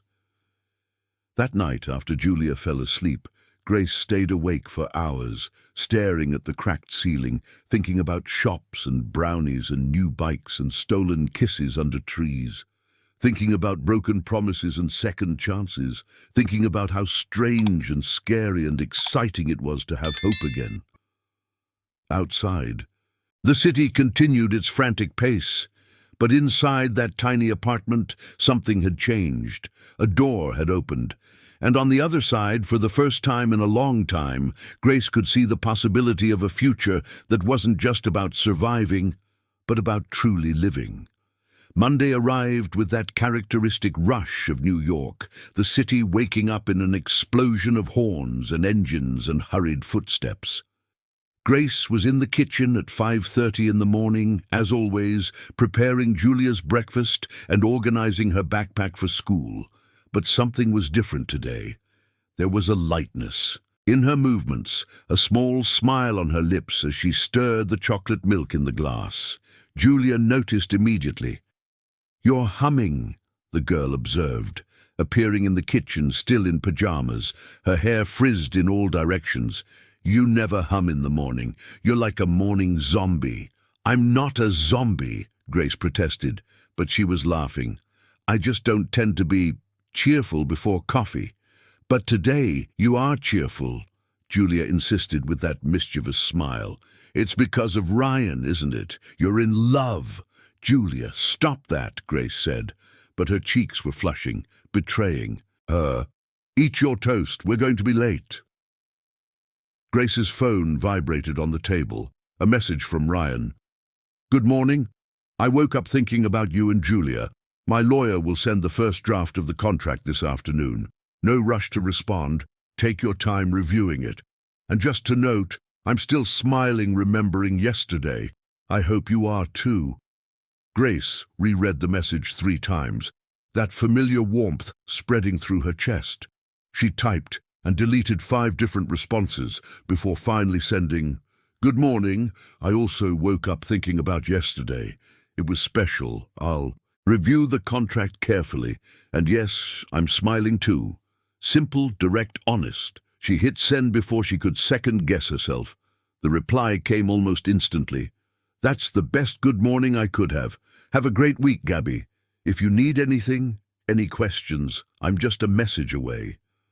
The day followed its normal routine, dropping Julia off at school, taking 2 buses to the high school in the South Side, teaching Portuguese to noisy but promising classes, having takeout from a nearby deli for lunch, more classes in the afternoon. But throughout the day, that message from Ryan echoed in her mind, bringing little bursts of happiness at unexpected moments. During the break, while grading papers in the almost empty courtyard, her colleague Martha sat down next to her with a cup of watered-down coffee from the cafeteria. "You're different today," Martha commented, a woman in her 50s who had been teaching history for 3 decades and had that gift of reading people. "Lighter. Did something good happen?" Grace hesitated. She didn't have close friends. She didn't have time to cultivate friendships when every free minute was dedicated to Julia or making brownies or collapsing from exhaustion. But Martha had always been, and kind, always offering advice when Grace was particularly stressed. "Maybe," she finally admitted, "a old friend came back into my life, and things are complicated, but good." "Old friend," Martha repeated with that tone that made it clear she understood perfectly that it wasn't just friendship. And is this old friend a decent man? Because, dear, you deserve someone decent after everything you've been through. I think so, Grace said slowly. Or at least, he's trying to be.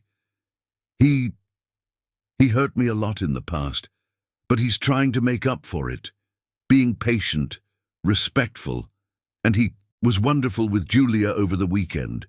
Oh, he met the little one, Martha smiled. So this is serious then. You don't introduce just anyone to that girl. It was kind of unintentional, Grace explained. But yes, it was important to see how he interacted with her. And he was perfect, Martha. Patient, attentive, genuinely interested. He bought new bikes for the three of us, and we spent the afternoon in the park. Martha whistled softly. New bikes? So he has money then? A lot of money, Grace confirmed, and for the first time voiced the concern that had been gnawing at her mind. And that's where it gets complicated. He's the CEO of a big construction company, drives a BMW, wears expensive clothes, lives in a luxury apartment. And I sell brownies on the street and live in a two-room apartment without an elevator. We come from completely different worlds now. And so, Martha shrugged. Money doesn't define character, Grace. I know homeless people with more dignity than executives in suits. The question isn't whether he has money, but rather, does he respect you? Does he value you? Does he treat you as an equal, despite all this financial difference? Grace thought about how Ryan negotiated the store proposal, insisting on formal contracts and legal protections for her. The way he asked for permission before helping, instead of simply imposing his solutions. The way he waited for her to extend her hand first, before intertwining his fingers with hers. Yes, she finally said. He respects me. Sometimes even too much. It's almost embarrassing how he treats me like I'm special. Darling, Martha said gently, placing her hand on Grace's shoulder. You are special, and it's time for you too. Start believing that. Any man who doesn't treat you like a queen doesn't deserve your time. Later, when Grace picked up Julia from school, the girl came bouncing with a piece of paper in her hand. Aunt, look! I got a 9 on my math test. The teacher said I was the 3rd best in the class. I'm so proud. Grace took the test, examining the correct answers marked in red pen. You studied hard. You deserve to celebrate. How about we make popcorn when we get home? Yes. And can we call Ryan and tell him? Julia asked hopefully. He said he wanted to know about school. Grace hesitated, but then thought, why not? If Ryan was trying to be part of their lives, he needed to be present in everyday moments too, not just on special Sunday outings. Okay, you can call when we get home. Julia's face lit up in a way that made Grace's heart tighten. The girl was clearly craving positive male attention. Her father had abandoned them when she was 5, and there were no other significant men in her life. Seeing how quickly she had bonded with Ryan was both comforting and frightening. What if things didn't work out? What if Ryan disappeared again? Julia would be devastated. Don't think about that now, she mentally scolded herself. One day at a time. When they got home, Grace put popcorn kernels in the pot, while Julia, already with her hands washed and sitting at the little table, dialed Ryan's number that Grace had saved on the girl's old cell phone, a basic device she only used for emergencies. Hello? Ryan's voice sounded surprised on the other end. Julia? Hi, Ryan. The girl practically shouted with excitement. Guess what? I got a 9 on my math test. The teacher said I did really well. Grace could hear Ryan's response even from the kitchen, his tone genuinely excited. 9! That's amazing, Julia. You studied hard for that test. You must be very proud of yourself. I am, and Aunt said we're going to make popcorn to celebrate. Popcorn is the perfect celebration. Listen, I'm in a meeting right now, but how about I swing by later and bring ice cream to complement the celebration, if your aunt allows it, of course. Julia covered the phone with her hand and shouted, "Aunt, Ryan wants to bring ice cream. Can he?" Grace stepped out of the kitchen, wiping her hands on her apron. "Let me talk to him." Julia passed the phone, turning her attention back to the coloring book spread out on the table. Grace took the cell phone to the tiny balcony, closing the sliding door for privacy. "Hi," she said softly. "You don't have to do this, you know. Bring gifts every time." "I know," Ryan replied, and she could hear office noise in the background, distant voices and ringing phones. "But I want to. Julia deserves to celebrate. And I want to be there for those moments, if you let me." "Ryan, you understand that you can't just show up whenever you want, right?" Grace said, trying to keep her voice steady. "Julia is getting attached to you too quickly. And if things between us don't work out—" "I understand," Ryan interrupted gently, "and you have every right to be concerned. But Grace, I'm not going anywhere. Not this time. Whether you're with me romantically or not, I want to be part of both your lives. As a friend, as a partner, as family, if you'll let me." The word family hit Grace like a lightning bolt. She swallowed hard, fighting back the tears that threatened to fall. "That's a lot of pressure, Ryan, for you and for us. We can't be your family just because you're trying to fill a void in your life." "You're right," he admitted after a pause. "I'm sorry. I'm moving too fast. It's just, I've spent so much time alone, Grace. Even surrounded by people, I always felt lonely. And then I spend a day with you and Julia, and it's like finally breathing after being underwater for so long. But I'll slow down. I promise. I'll go at your pace." Grace sighed, resting her forehead against the cold glass of the balcony window. "You can bring the ice cream," she finally said. "But no more visits during the week, okay? Julia has homework, a bedtime routine, and I need time to process all of this too." "Fair enough. Weekdays are for you too. Weekends we can do something together if you want. Nothing extravagant, just being together." "Okay," Grace agreed. "But now you have to get back to your meeting. The millionaire CEO can't be sitting still." Grace smiled as she held the phone while her employees waited. He laughed. "To hell with the meetings. I'd rather talk to you. But you're right. I'll be back. I'll be there around 7:30. Is that okay?" "That's fine." "And Ryan?" "Yes?" "Thank you for caring, for trying to do the right thing. It means a lot. Always, Grace, always." When they hung up, Grace stayed on the balcony for a few more minutes, watching the street below. A part of her, the cynical part that had survived so many disappointments, still hoped that Ryan would eventually show his true colors, that the novelty would wear off, and he would return to his world of executives, expensive parties, and sophisticated women who spoke 3 languages and wore shoes that cost more than her rent.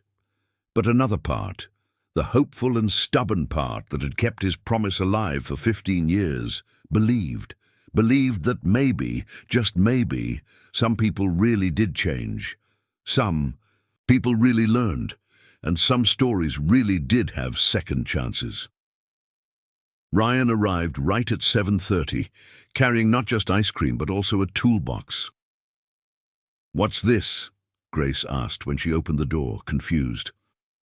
"I noticed yesterday that your faucet is dripping," he explained, stepping inside after she motioned for him to enter, "and that the cabinet door is loose. I thought I'd fix it while you all have ice cream, if you don't mind." Grace was speechless for a moment. Ryan, in his expensive clothes, was offering to fix her dripping faucet. You know how to fix faucets? I grew up having to fix everything at home because we didn't have the money to call a plumber," he said simply, placing the toolbox on the floor. Some skills you never forget. So, can I? Sure, Grace said, still processing. But the ice cream comes first. Julia is waiting. They gathered at the little table in the living room. The apartment was too small for a separate dining table, and ate popcorn and ice cream straight from the tubs Ryan had brought. Chocolate, strawberry and cream.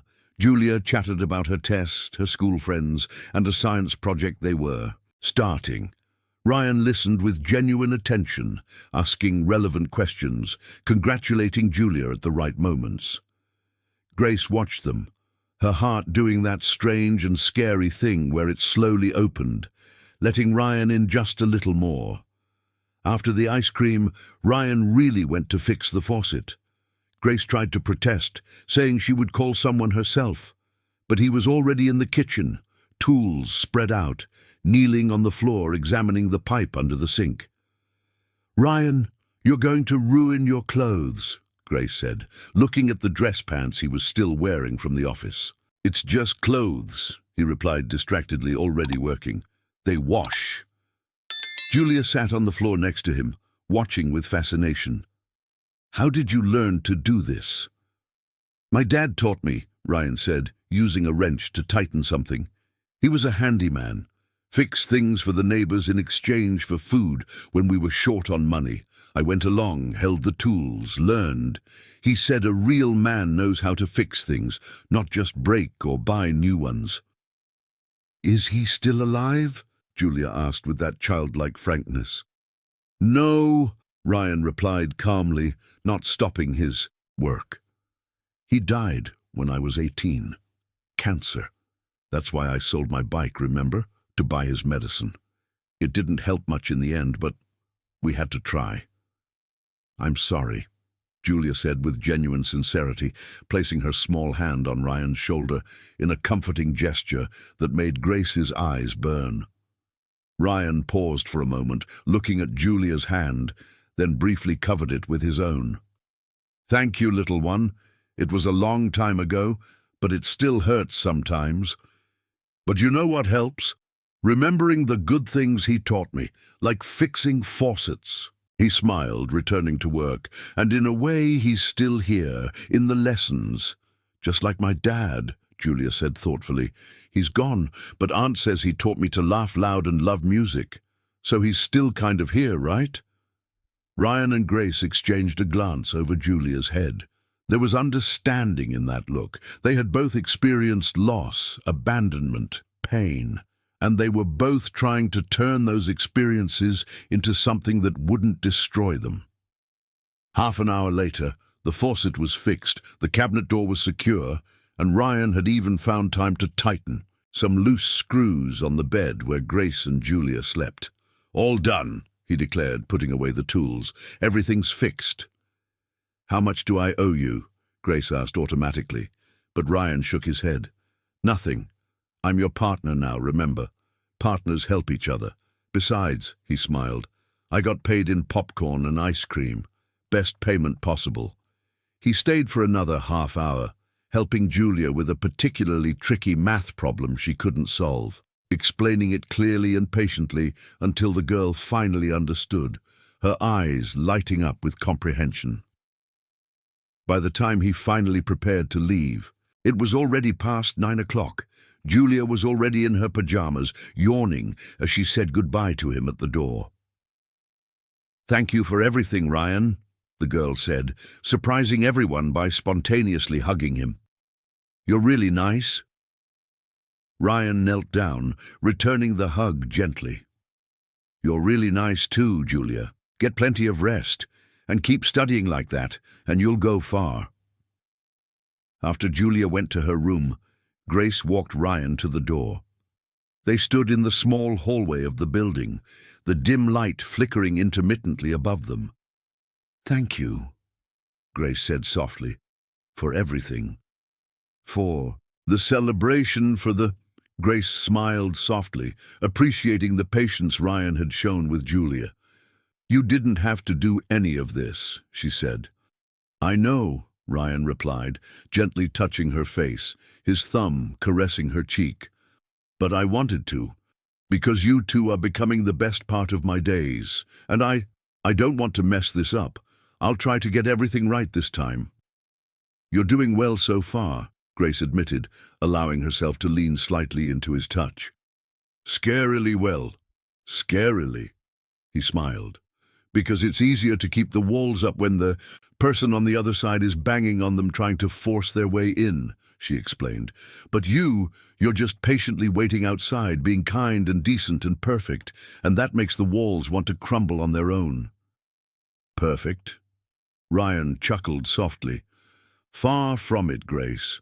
I'm full of flaws. I work too much, I'm stubborn, and sometimes I let my business side take over when I should just be human.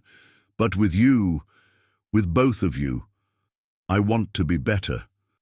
You make me want to be the man my father would be proud of. Grace felt tears finally escape, sliding down her cheeks. Ryan gently wiped them away with his thumbs, his intense dark eyes locked onto hers. Don't cry, he murmured. Pinky promise, remember? Just smiles.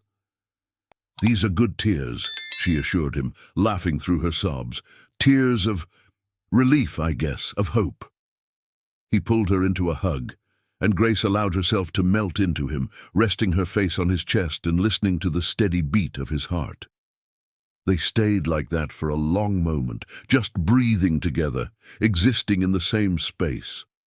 When they finally pulled apart, Ryan softly kissed her forehead. Good night, Grace. Dream of good things. Good night, Ryan. She watched him descend the stairs, waiting until she heard the front door of the building close before returning to the apartment. When she entered, Julia was standing at the bedroom door, a sleepy smile on her face. You really like him, don't you, Aunt? Go to sleep, Ju, Grace said, but she was smiling. Okay, but just so you know, I like him a lot too. He can stay. And with that simple yet profound statement, Julia returned to bed, leaving Grace standing in the living room, her heart so full it felt like it might burst. Maybe, just maybe, they had finally found someone who would stay. On Wednesday afternoon, as promised, the contract arrived via email. Grace was at school, between classes, when her phone buzzed with the notification. She opened the attached document. It was 23 pages of dense legal language that made her feel a pang of anxiety in her stomach. During lunch, sitting alone in a corner of the courtyard, she tried to read the contract, but the words seemed to swim on the small phone screen. Clause 1. Obligations of the parties. Percentages of ownership. Everything sounded intimidating and far removed from her reality. Martha walked by, saw the look of confusion on Grace's face, and sat down beside her. What's this? You look like you're trying to decipher Egyptian hieroglyphs. It's a contract, Grace explained, sighing, to open a candy store. That old friend I mentioned wants to invest in my business, but this... She gestured to her phone. I don't understand half of these words. You need a lawyer, Martha said firmly. Never, ever sign anything without someone who understands the law reviewing it, especially if it involves money and partnerships. I know that, Grace agreed miserably, but lawyers are expensive, Martha. I can barely pay the bills this month. Martha thought for a moment, drumming her fingers on the table. My brother-in-law is a lawyer, specializes in business law. Let me call him, see if he can take a look as a favor. He owes me one, ever since I lent him money for his daughter's exchange program. Martha, I can't ask that of you. You're not asking, I'm offering. Martha was already dialing on her phone. And before you protest, remember that time you took my 8th grade class, when I had to take my mom to the hospital. Those little demons no one could control. You saved me that day. Now I'm saving you. 20 minutes later, the lawyer, Dr. Johnson, a man with a deep voice and a professional demeanor, was on the phone with Grace, asking her to forward the contract to his email and scheduling a meeting for Friday at 6 p.m. at his office. But Dr. Johnson, I need to know how much the consultation will cost first, Grace said anxiously.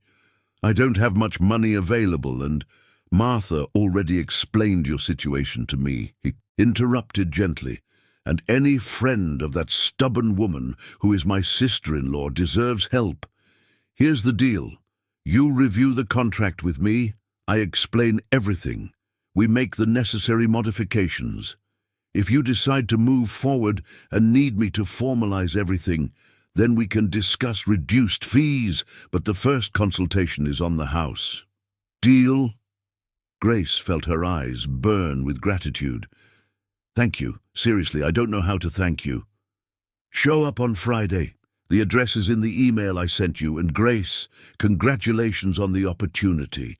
Not everyone has the courage to start their own business. When she hung up, Grace immediately messaged Ryan, I got a lawyer to review the contract.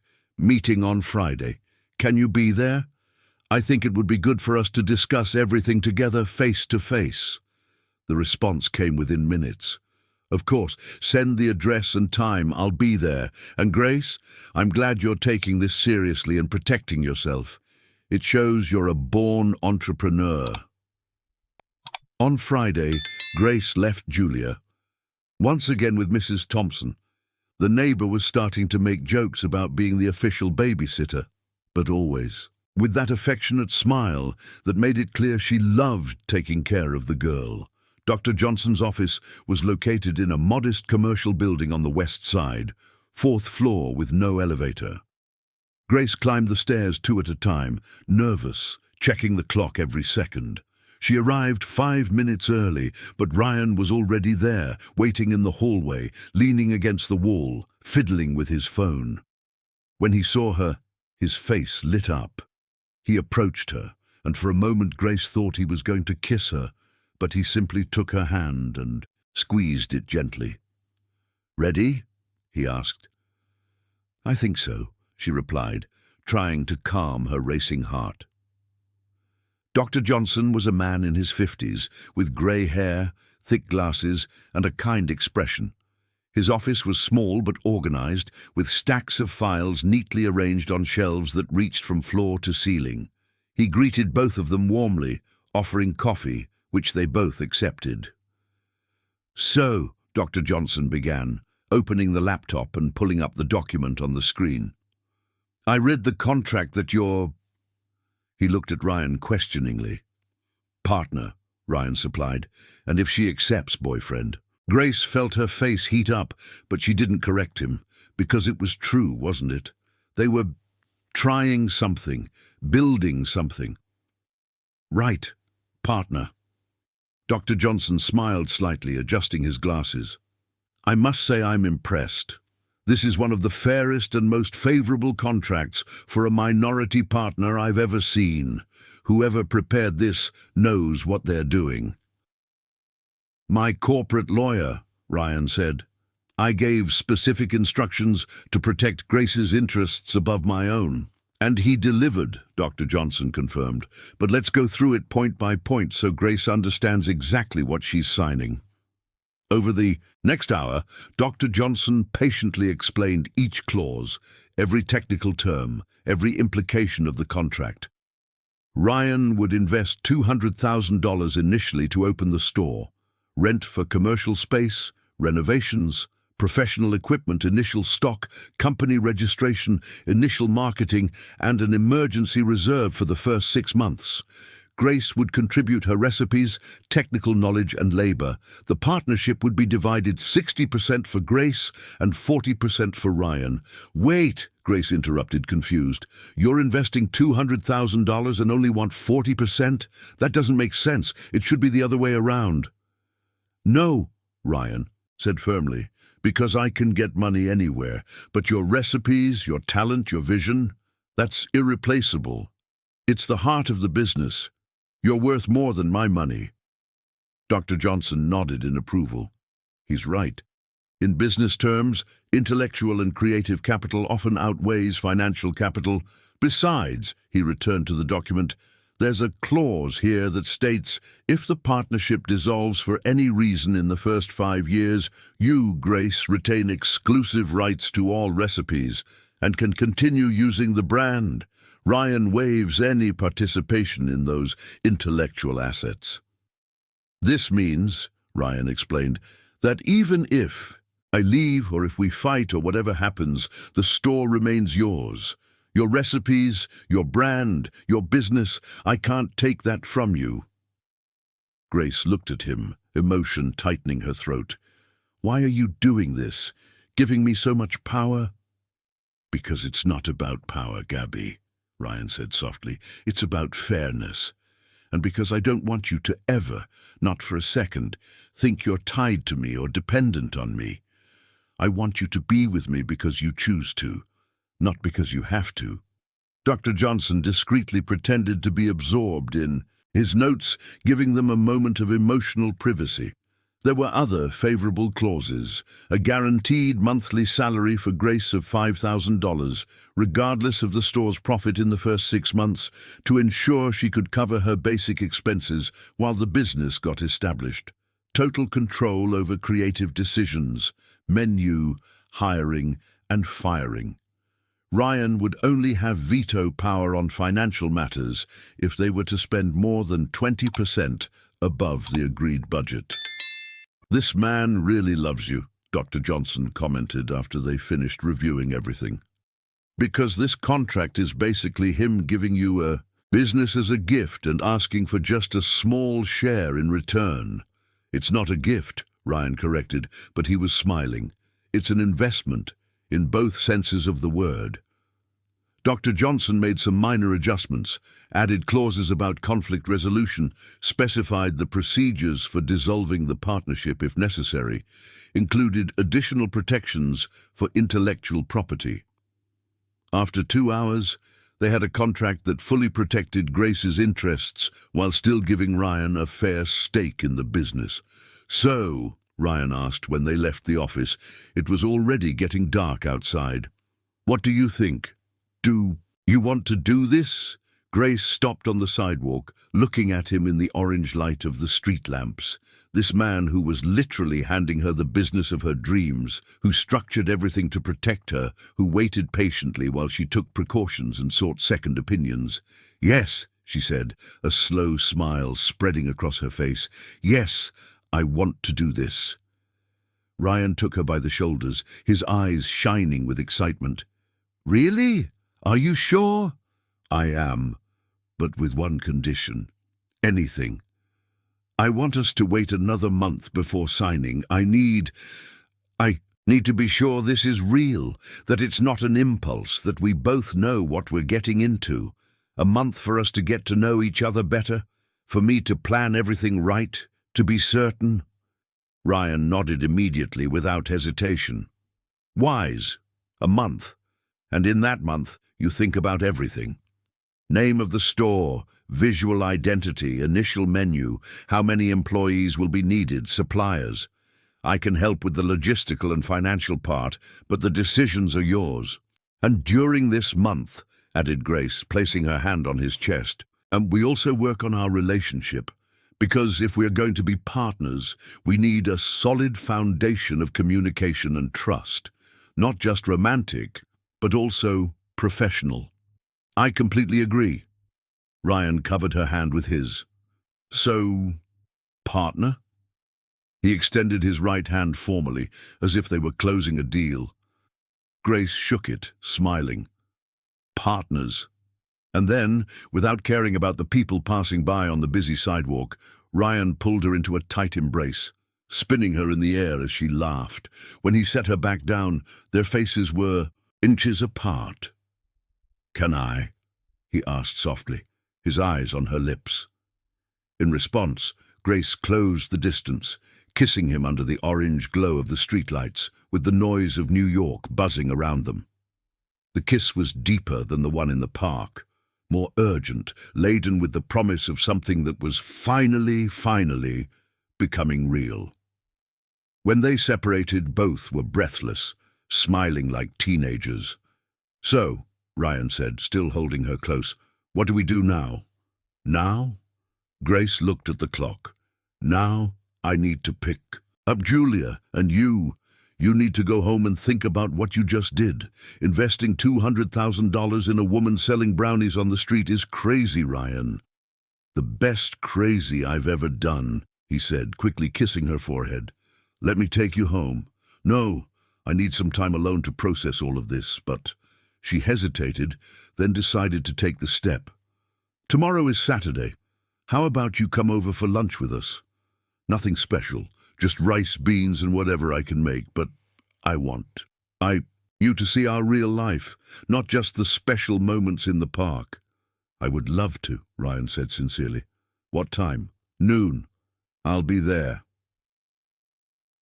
Grace took the bus back home, her mind buzzing. She was really going to do this, open a store, her own business, with recipes she had perfected over the years, with the creative freedom to do something that was genuinely hers. When she arrived at Mrs. Thompson's apartment to pick up Julia, the girl was helping the neighbor make a cake, her hands covered in flour, a huge apron tied around her small body. "Aunt," Julia exclaimed when she saw her, "I'm learning to make carrot cake. Mrs. Thompson said I'm good at it." "She really is," confirmed Mrs. Thompson, wiping her hands on a dish towel. "Very careful. Follows the instructions perfectly. She'll be a chef like you when she grows up." "Actually," Grace said, picking Julia up even though the girl was a bit too big for it, "we are going to open a candy store." "For real? A real store?"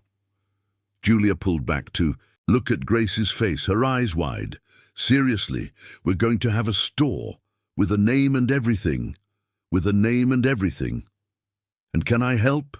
Can I work there?" Grace laughed, hugging her niece. "You can help on the weekends if you want. But school comes first, okay?" "Okay!" Julia practically shouted with excitement, hugging Grace's neck tightly. "Aunt, are we going to be rich?"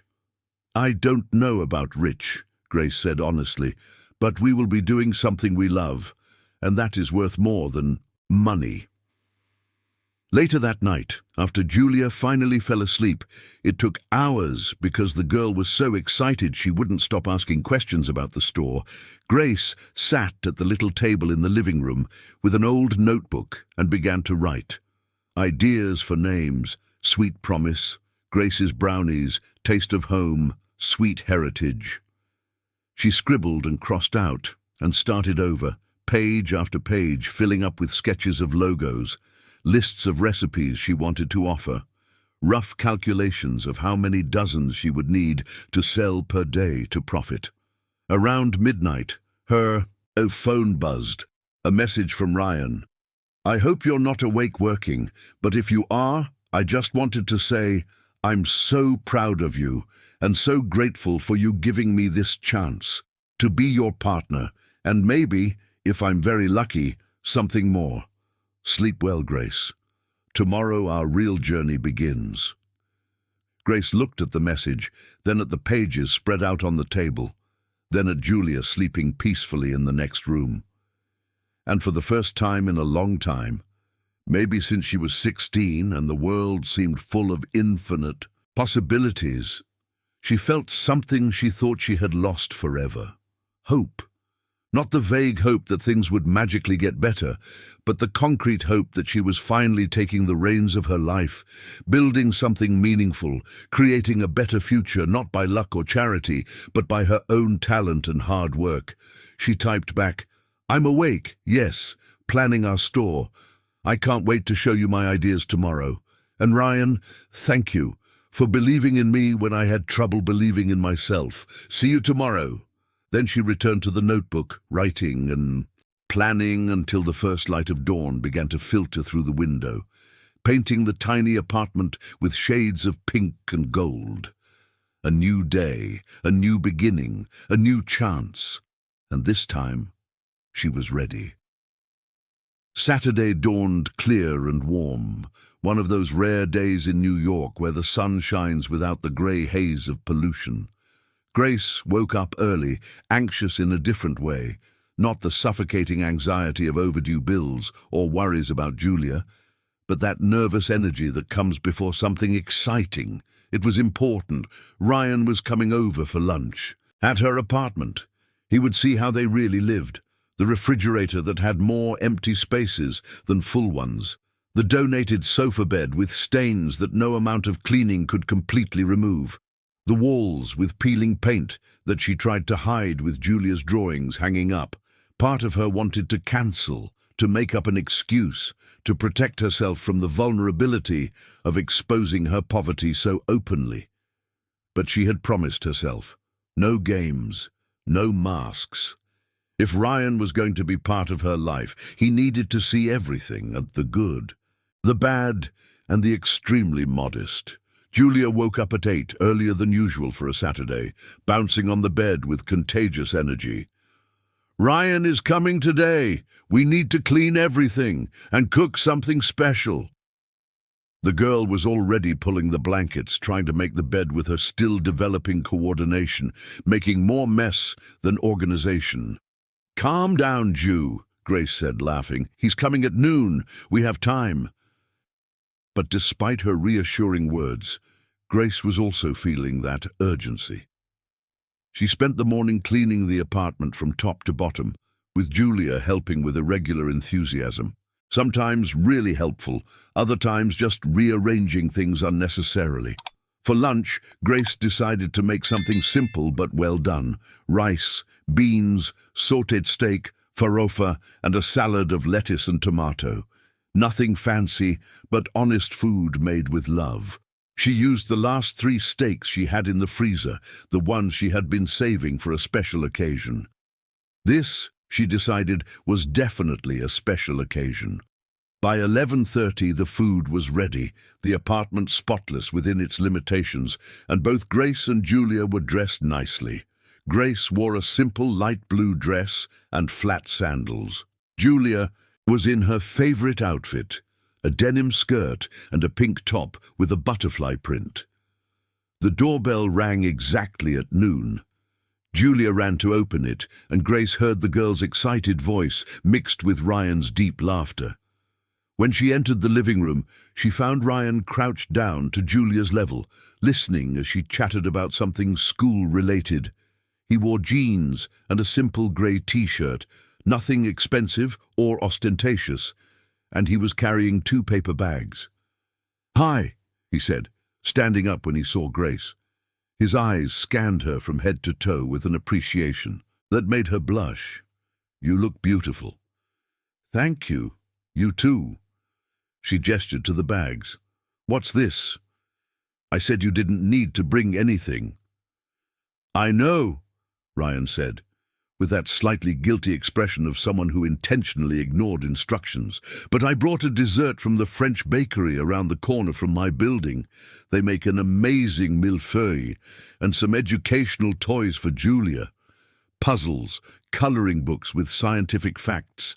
I saw them in a store and thought of her." Julia was already peeking into the bag, her eyes sparkling. "Can I see?" "After lunch," Grace said firmly, taking the bags and moving them to the corner of the room. "Now let's eat. The food is getting cold." They sat at the small coffee table in the living room, the plates barely fitting on the limited surface. Grace served everyone, aware of how modest the portions were compared to what Ryan was probably used to in fancy restaurants. "This is amazing," Ryan said after his first bite, and there was a genuine sincerity in his voice that made something soften inside Grace's chest. "Seriously, when was the last time I had real homemade food? Years? Improbably." "You don't cook?" Julia asked, chewing her steak carefully. "Not much," Ryan admitted. "I usually order delivery or eat out. My apartment has a huge, beautiful kitchen that I basically only use to make coffee." "That's sad," Julia declared with that childlike frankness. "Kitchens are for making real food. Aunt makes the best food in the world." "I completely agree," Ryan said, smiling at Grace in a way that made her look away, shy. During lunch they talked about everything and nothing. Julia shared about school, about her friend Beatrice who had chickenpox, about the science project on the solar system. Ryan shared funny stories about mistakes on construction sites, about an eccentric architect who wanted to put a pool on the 10th floor of a residential building. Grace watched them interact, her heart doing that thing where it expanded and tightened simultaneously. Seeing Ryan there, at that cramped little table, eating simple food, laughing at Julia's jokes as if it were the most natural thing in the world. It was both comforting and terrifying, because she was falling in love, again, or maybe still, or maybe the truth was that she had never stopped, just buried, the feeling so deep that she had convinced herself it was dead. After lunch, while Julia played on the floor with the new puzzles, Grace and Ryan washed the dishes together in the tiny kitchen sink. It was such a small space that they inevitably bumped into each other, shoulders touching, hands meeting in the soapy water, arms brushing. "Thank you for letting me come," Ryan said softly, rinsing a plate that she had washed. "And for showing me this, your real life. I know it wasn't easy." "Why do you say that?" Grace asked, scrubbing a fork with more force than necessary. "Because you have pride. It's one of the things I admire most about you, but pride also means it's hard to let people see when things are tough." He paused, placing the plate in the drying rack and turning to face her. "But I need you to know, Gabby, this little apartment, this cramped table, this simple food, it was the best lunch I've had in years, because it had soul, it had love, it had both of you." Grace felt her eyes burn but blinked. Tears returned. "You always say the right things." "No, I just tell the truth." He gently touched her face, wet from the sink water. "And the truth is that you turned this small place into a home, and that's something all my money could never buy for me." Before Grace could respond, Julia shouted from the living room, "Aunt, I finished the solar system puzzle. Come see!" They returned to the living room, where Julia was proudly pointing to the perfectly assembled 100-piece puzzle on the floor. "Already?" Grace was impressed. "Ju, that's for kids 10 and up." "I'm smart," Julia said with carefree confidence, "and Ryan picked well. It wasn't too easy or too hard. Talent recognizes talent," Ryan said, sitting on the floor beside her. "Now tell me, what's your favorite planet?" "Saturn," Julia replied immediately, "because of the rings. They're beautiful. The teacher showed telescope pictures. It looks magical, but it's science." "My favorite too," Ryan agreed. "When I was a kid, I dreamed of being an astronaut. I wanted to float in space and see the planets up close." "Why didn't you?" Julia asked, tilting her head. Ryan was quiet for a moment, that shadow crossing his face again. "Because life took a different path. My dad got sick, I had to work, and by the time I realized it, I was building buildings instead of dreaming of stars." "But it's not too late," Julia said seriously. "The teacher said it's never too late to follow your dreams. You just need to work hard and believe." Ryan smiled, but there was sadness in that smile. "Your teacher is very wise, and so are you." Grace sat on the couch, watching them on the floor, and something clicked in her mind.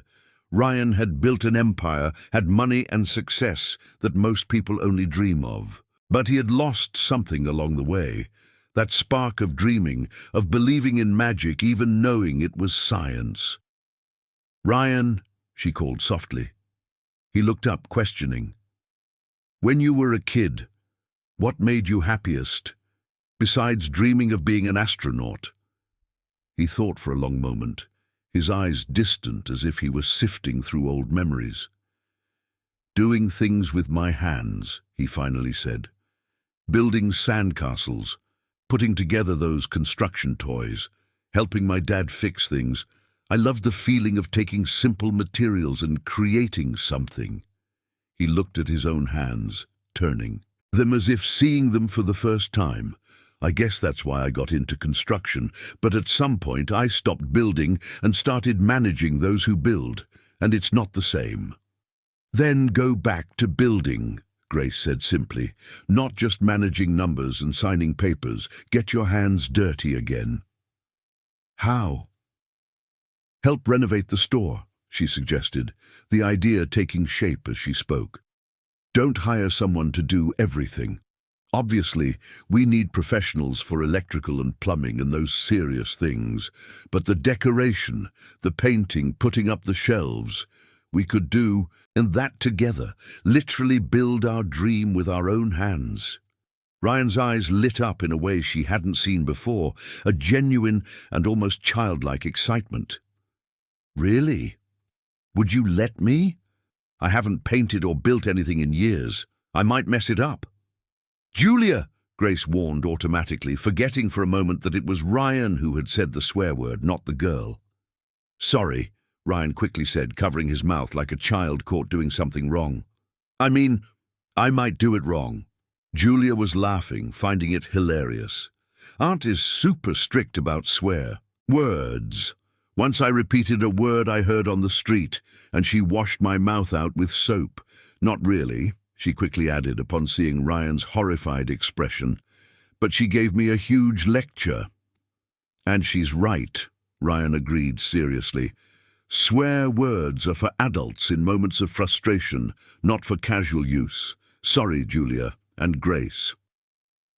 Apology accepted, Grace said, fighting a smile. And yes, I want us to build the store together, literally. It will make the place mean more if we have our sweat on the walls. Ryan stood up in a fluid motion, walked over to the couch, and to Grace's surprise, knelt in front of her, taking her hands.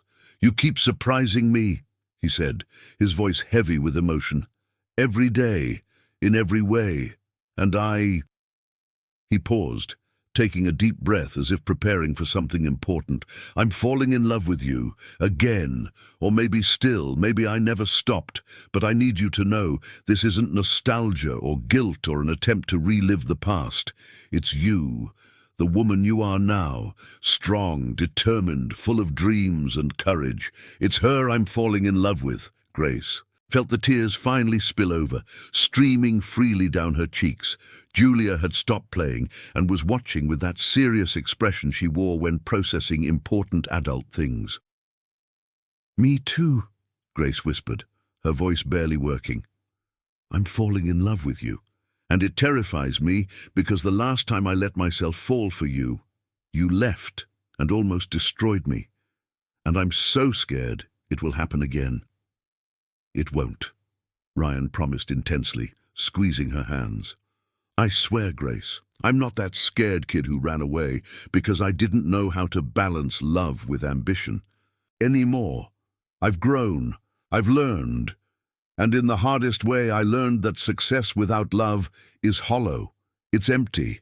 It's waking up in a huge luxury apartment and feeling completely alone.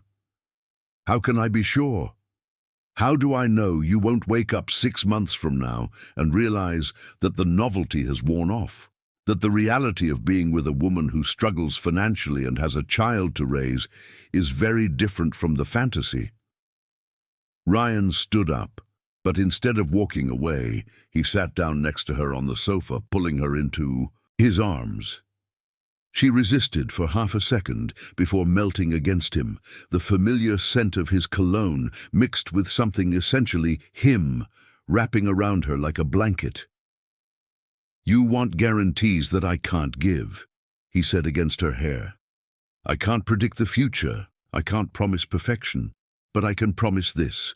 I will show up every day, on the good days when everything is easy, and on the bad days when everything feels impossible. I will work on our relationship as if it were the most important project of my life, because it is, and if, at any moment you feel like I'm failing, you speak up. We talk, we figure it out, but I won't run away, not ever again. Pinky promise? Came Julia's small voice, and they both looked to find the girl standing next to the sofa, Pinky extended, her expression completely serious. Ryan laughed through his own tears. When had he started crying, and intertwined his pinky with hers? Pinky promise, he solemnly agreed. Julia then climbed onto the sofa, wedging herself between Grace and Ryan, her thin arms wrapping around both of them in an awkward but deeply sincere hug. "There," she declared. "Now we're a family, kind of. The teacher said that family isn't just blood, it's who chooses to stay when things get tough." Grace and Ryan exchanged a look over Julia's head, a look filled with promises, hopes, and the raw vulnerability of two people who had been hurt but were choosing to try again. Ryan stayed the rest of the afternoon.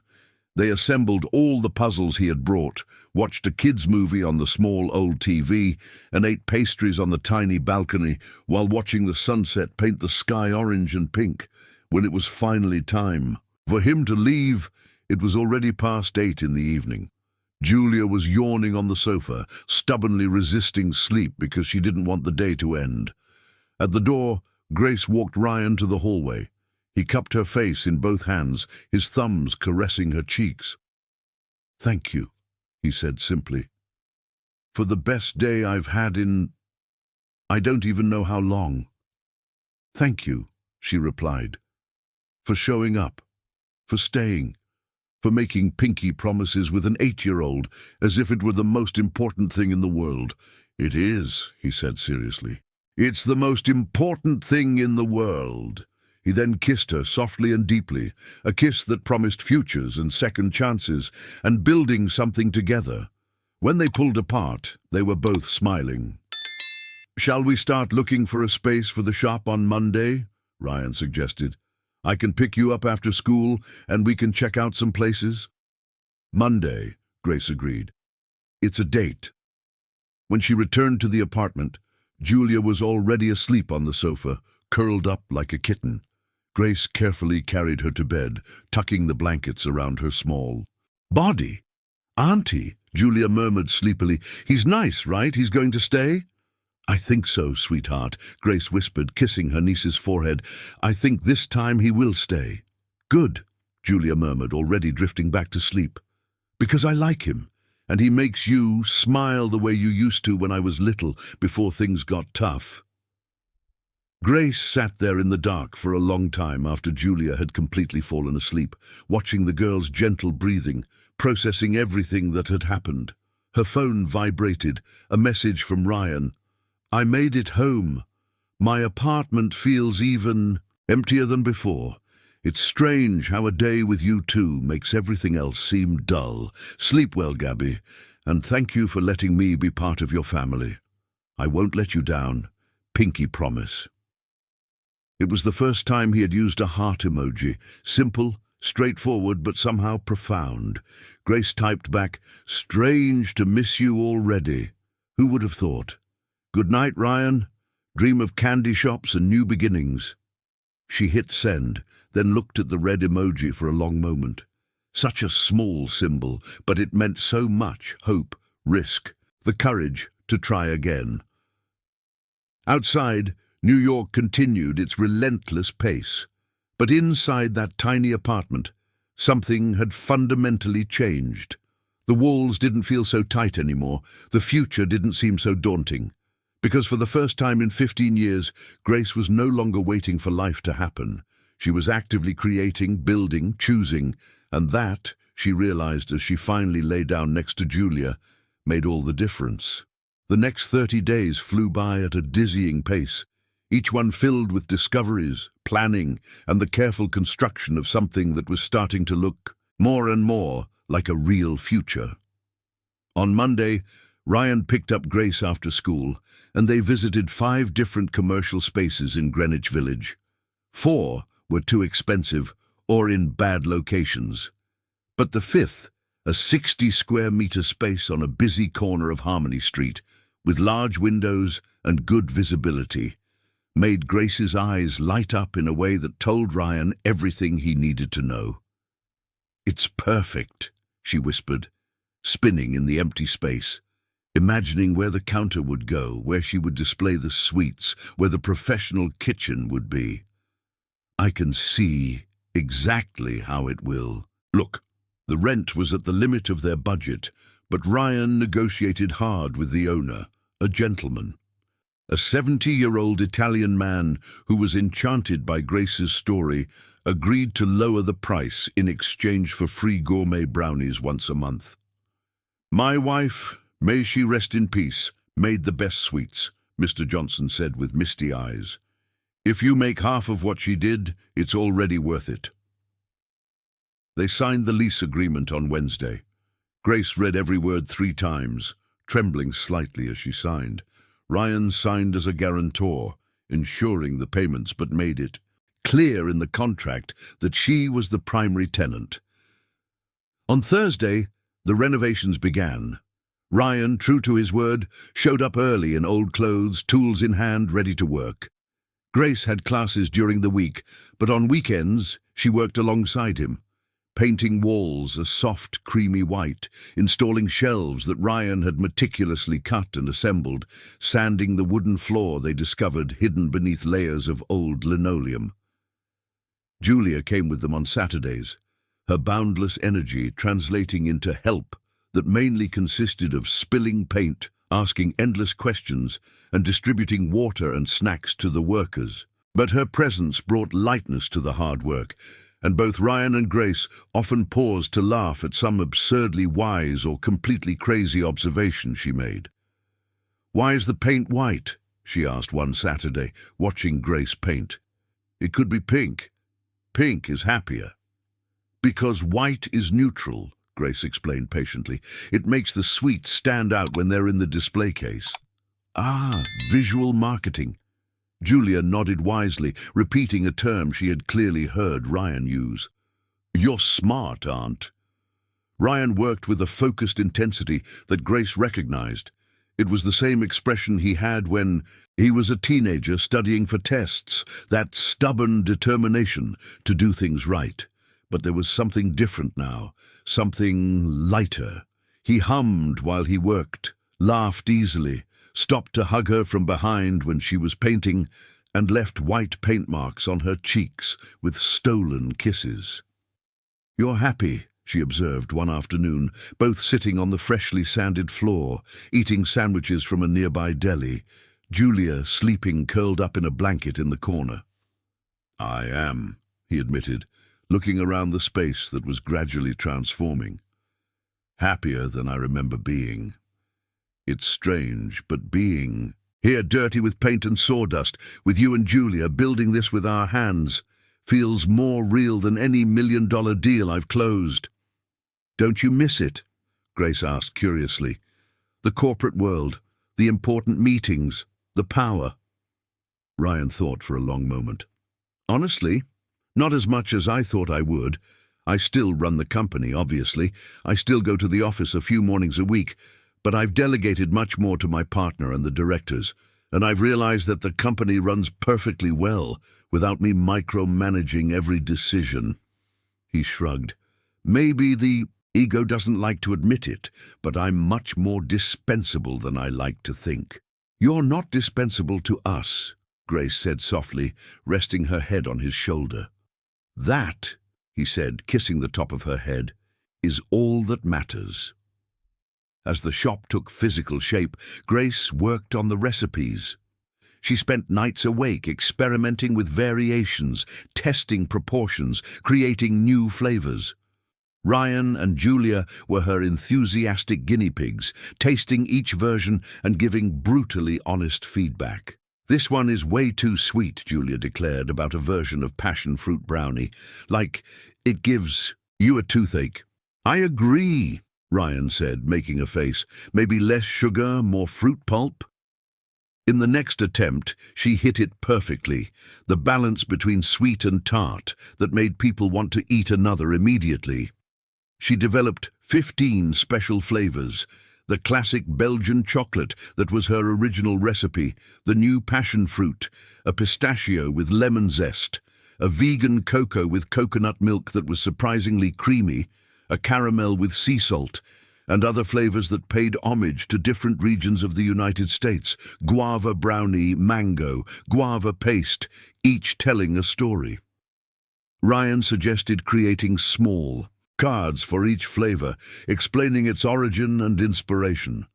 "People don't just want to eat something delicious," he explained, his business mindset shining through. "They want an experience, a narrative. Each brownie becomes a small journey through the United States."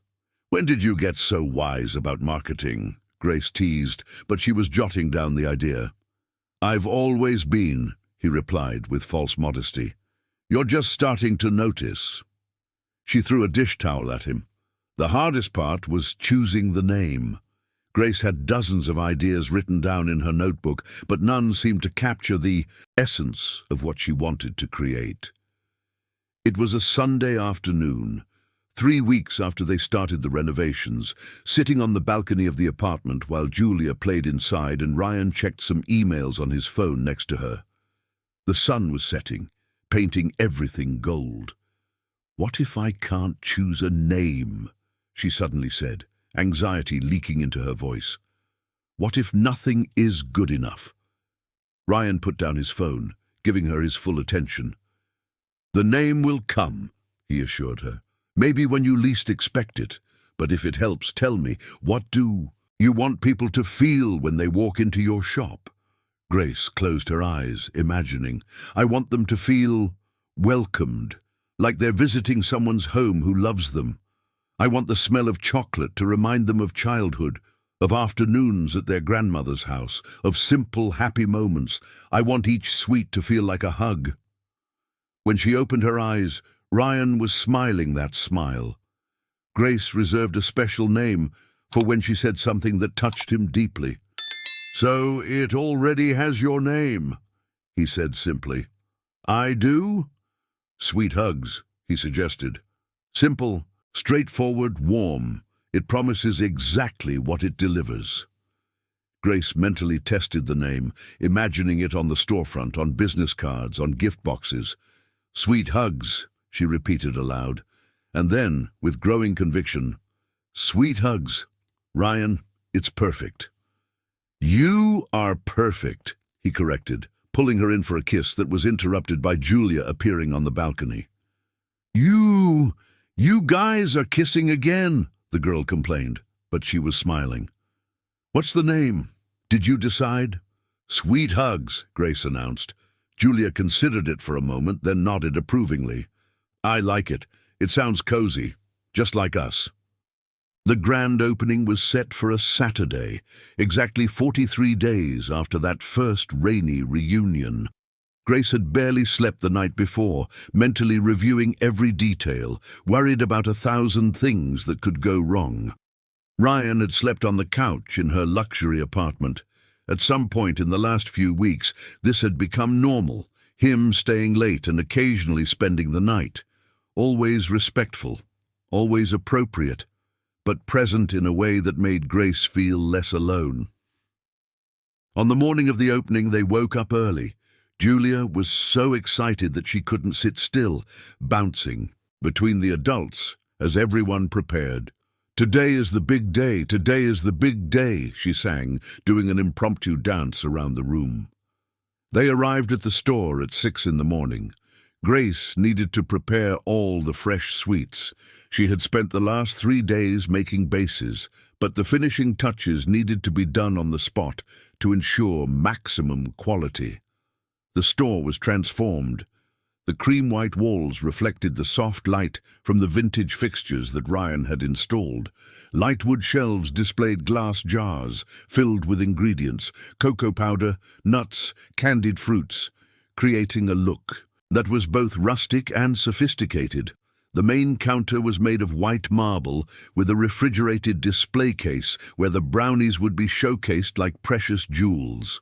On the wall behind the counter, in hand-painted wooden letters by Grace, Sweet Hugs, where every flavor tells a story.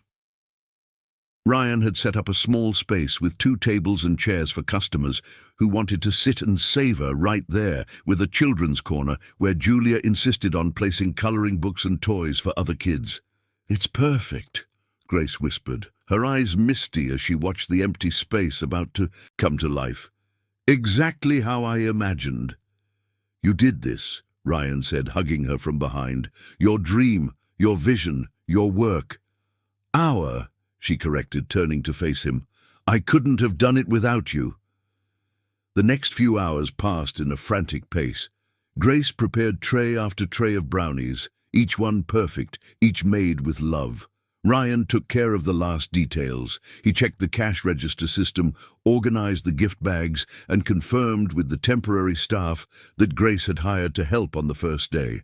Martha arrived an hour before the official opening, bringing a huge bouquet of flowers.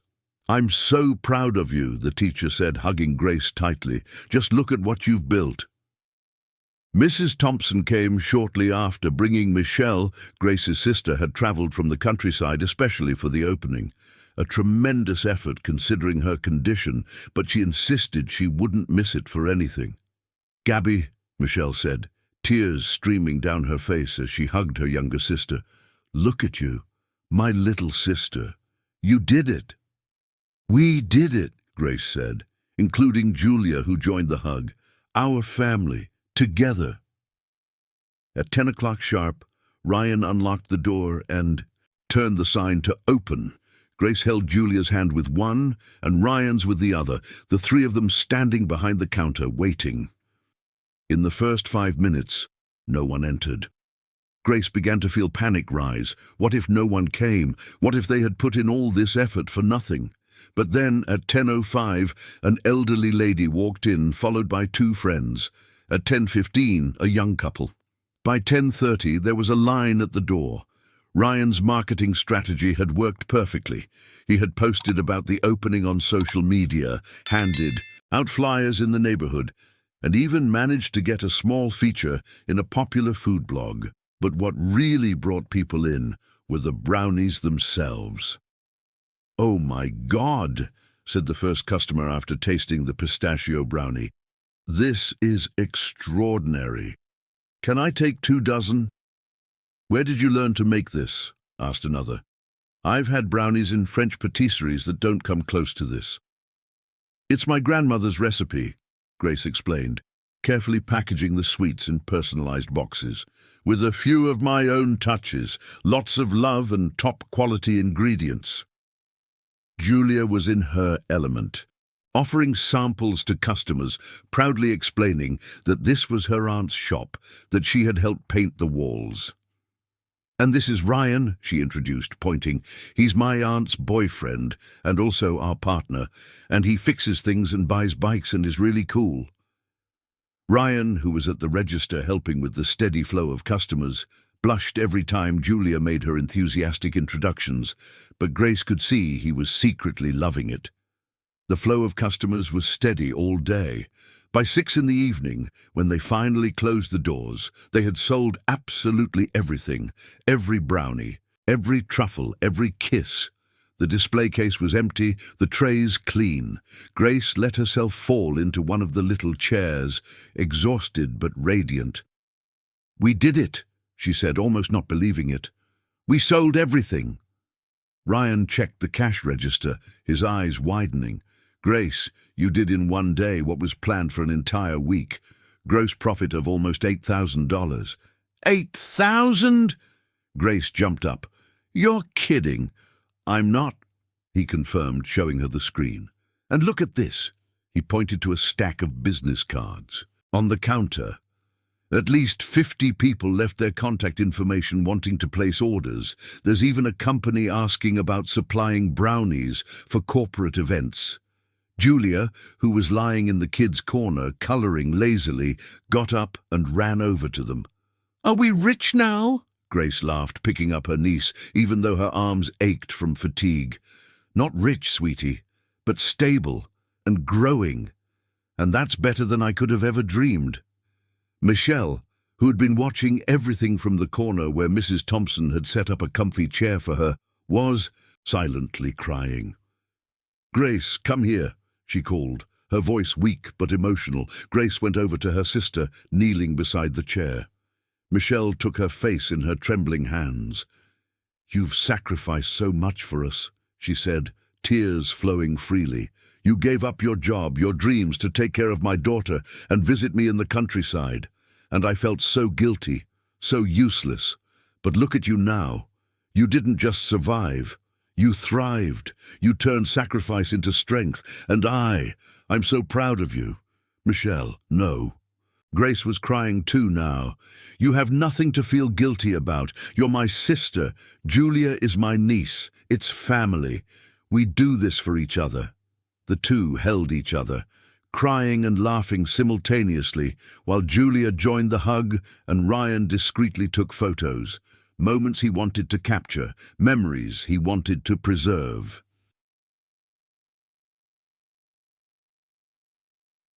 That night, after taking Michelle back to the bus for the countryside, she insisted she needed to go back, that she was well enough, that she didn't want to be a burden after leaving Julia with Mrs. Thompson already.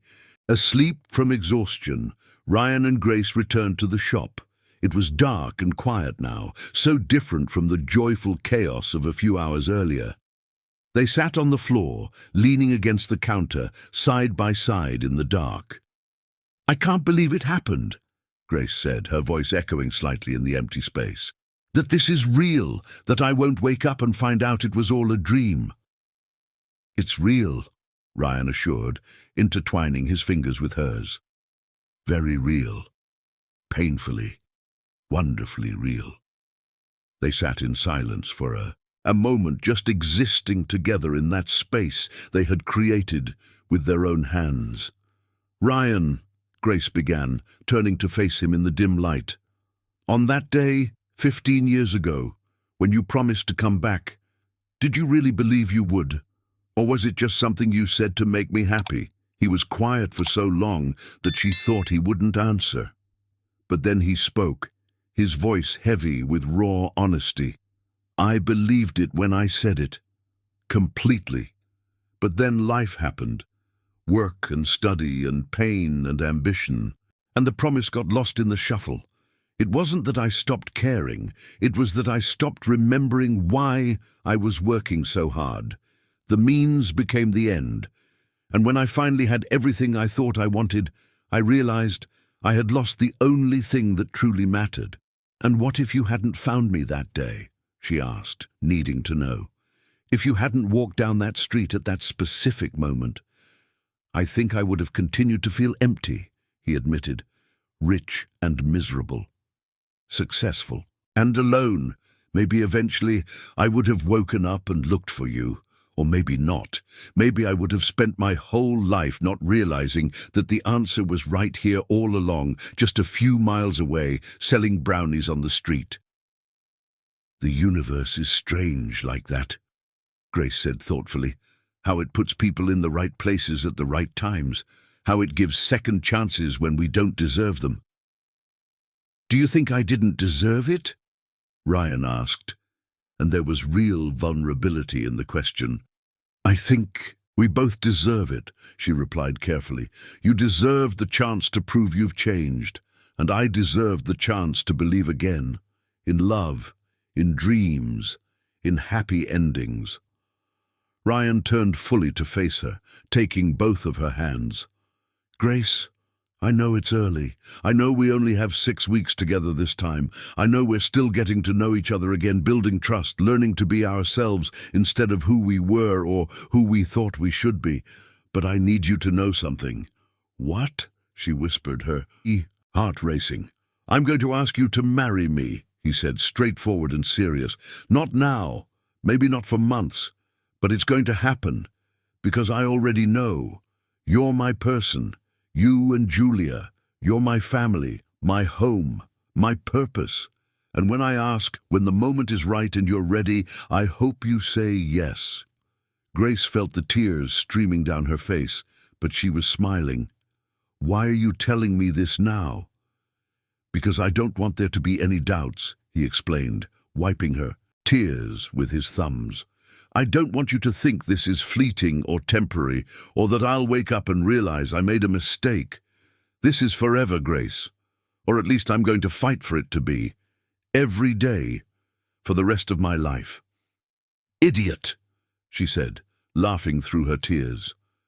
"How am I going to sleep now, knowing that at some point you're going to ask me to marry you? I'll be analyzing every fancy restaurant you take me to, every romantic outing, thinking, is it now? Is it now?" "Well," he said, smiling that mischievous smile, "keep things interesting. She playfully punched his shoulder, but then pulled him in for a kiss. Deep, urgent, full of promises and possibilities, and that kind of love that survives time and distance and mistakes and second chances. When they finally pulled apart, breathless, Grace rested her forehead against his. "Just to clarify," she whispered, "when you ask, the answer will probably be yes." "Probably," he teased. "Definitely," she corrected. "The answer will definitely be yes." 3 months later. Sweet. Hugs was a solid success. Grace had hired 2 permanent employees and was considering opening a second store. Julia was doing incredibly well in therapy, her tremors nearly gone, her grades steadily improving. Ryan balanced his time between the construction company and the store, discovering he could have both professional success and personal happiness, if he just allowed it. On a Sunday afternoon, they returned to that abandoned school where it all began. Demolition was scheduled for the following week, but Ryan had managed to get special permission for one last visit. The cherry tree was still there, older and twisted but resilient.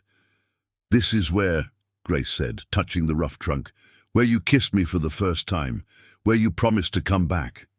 "And I did," Ryan said, kneeling down.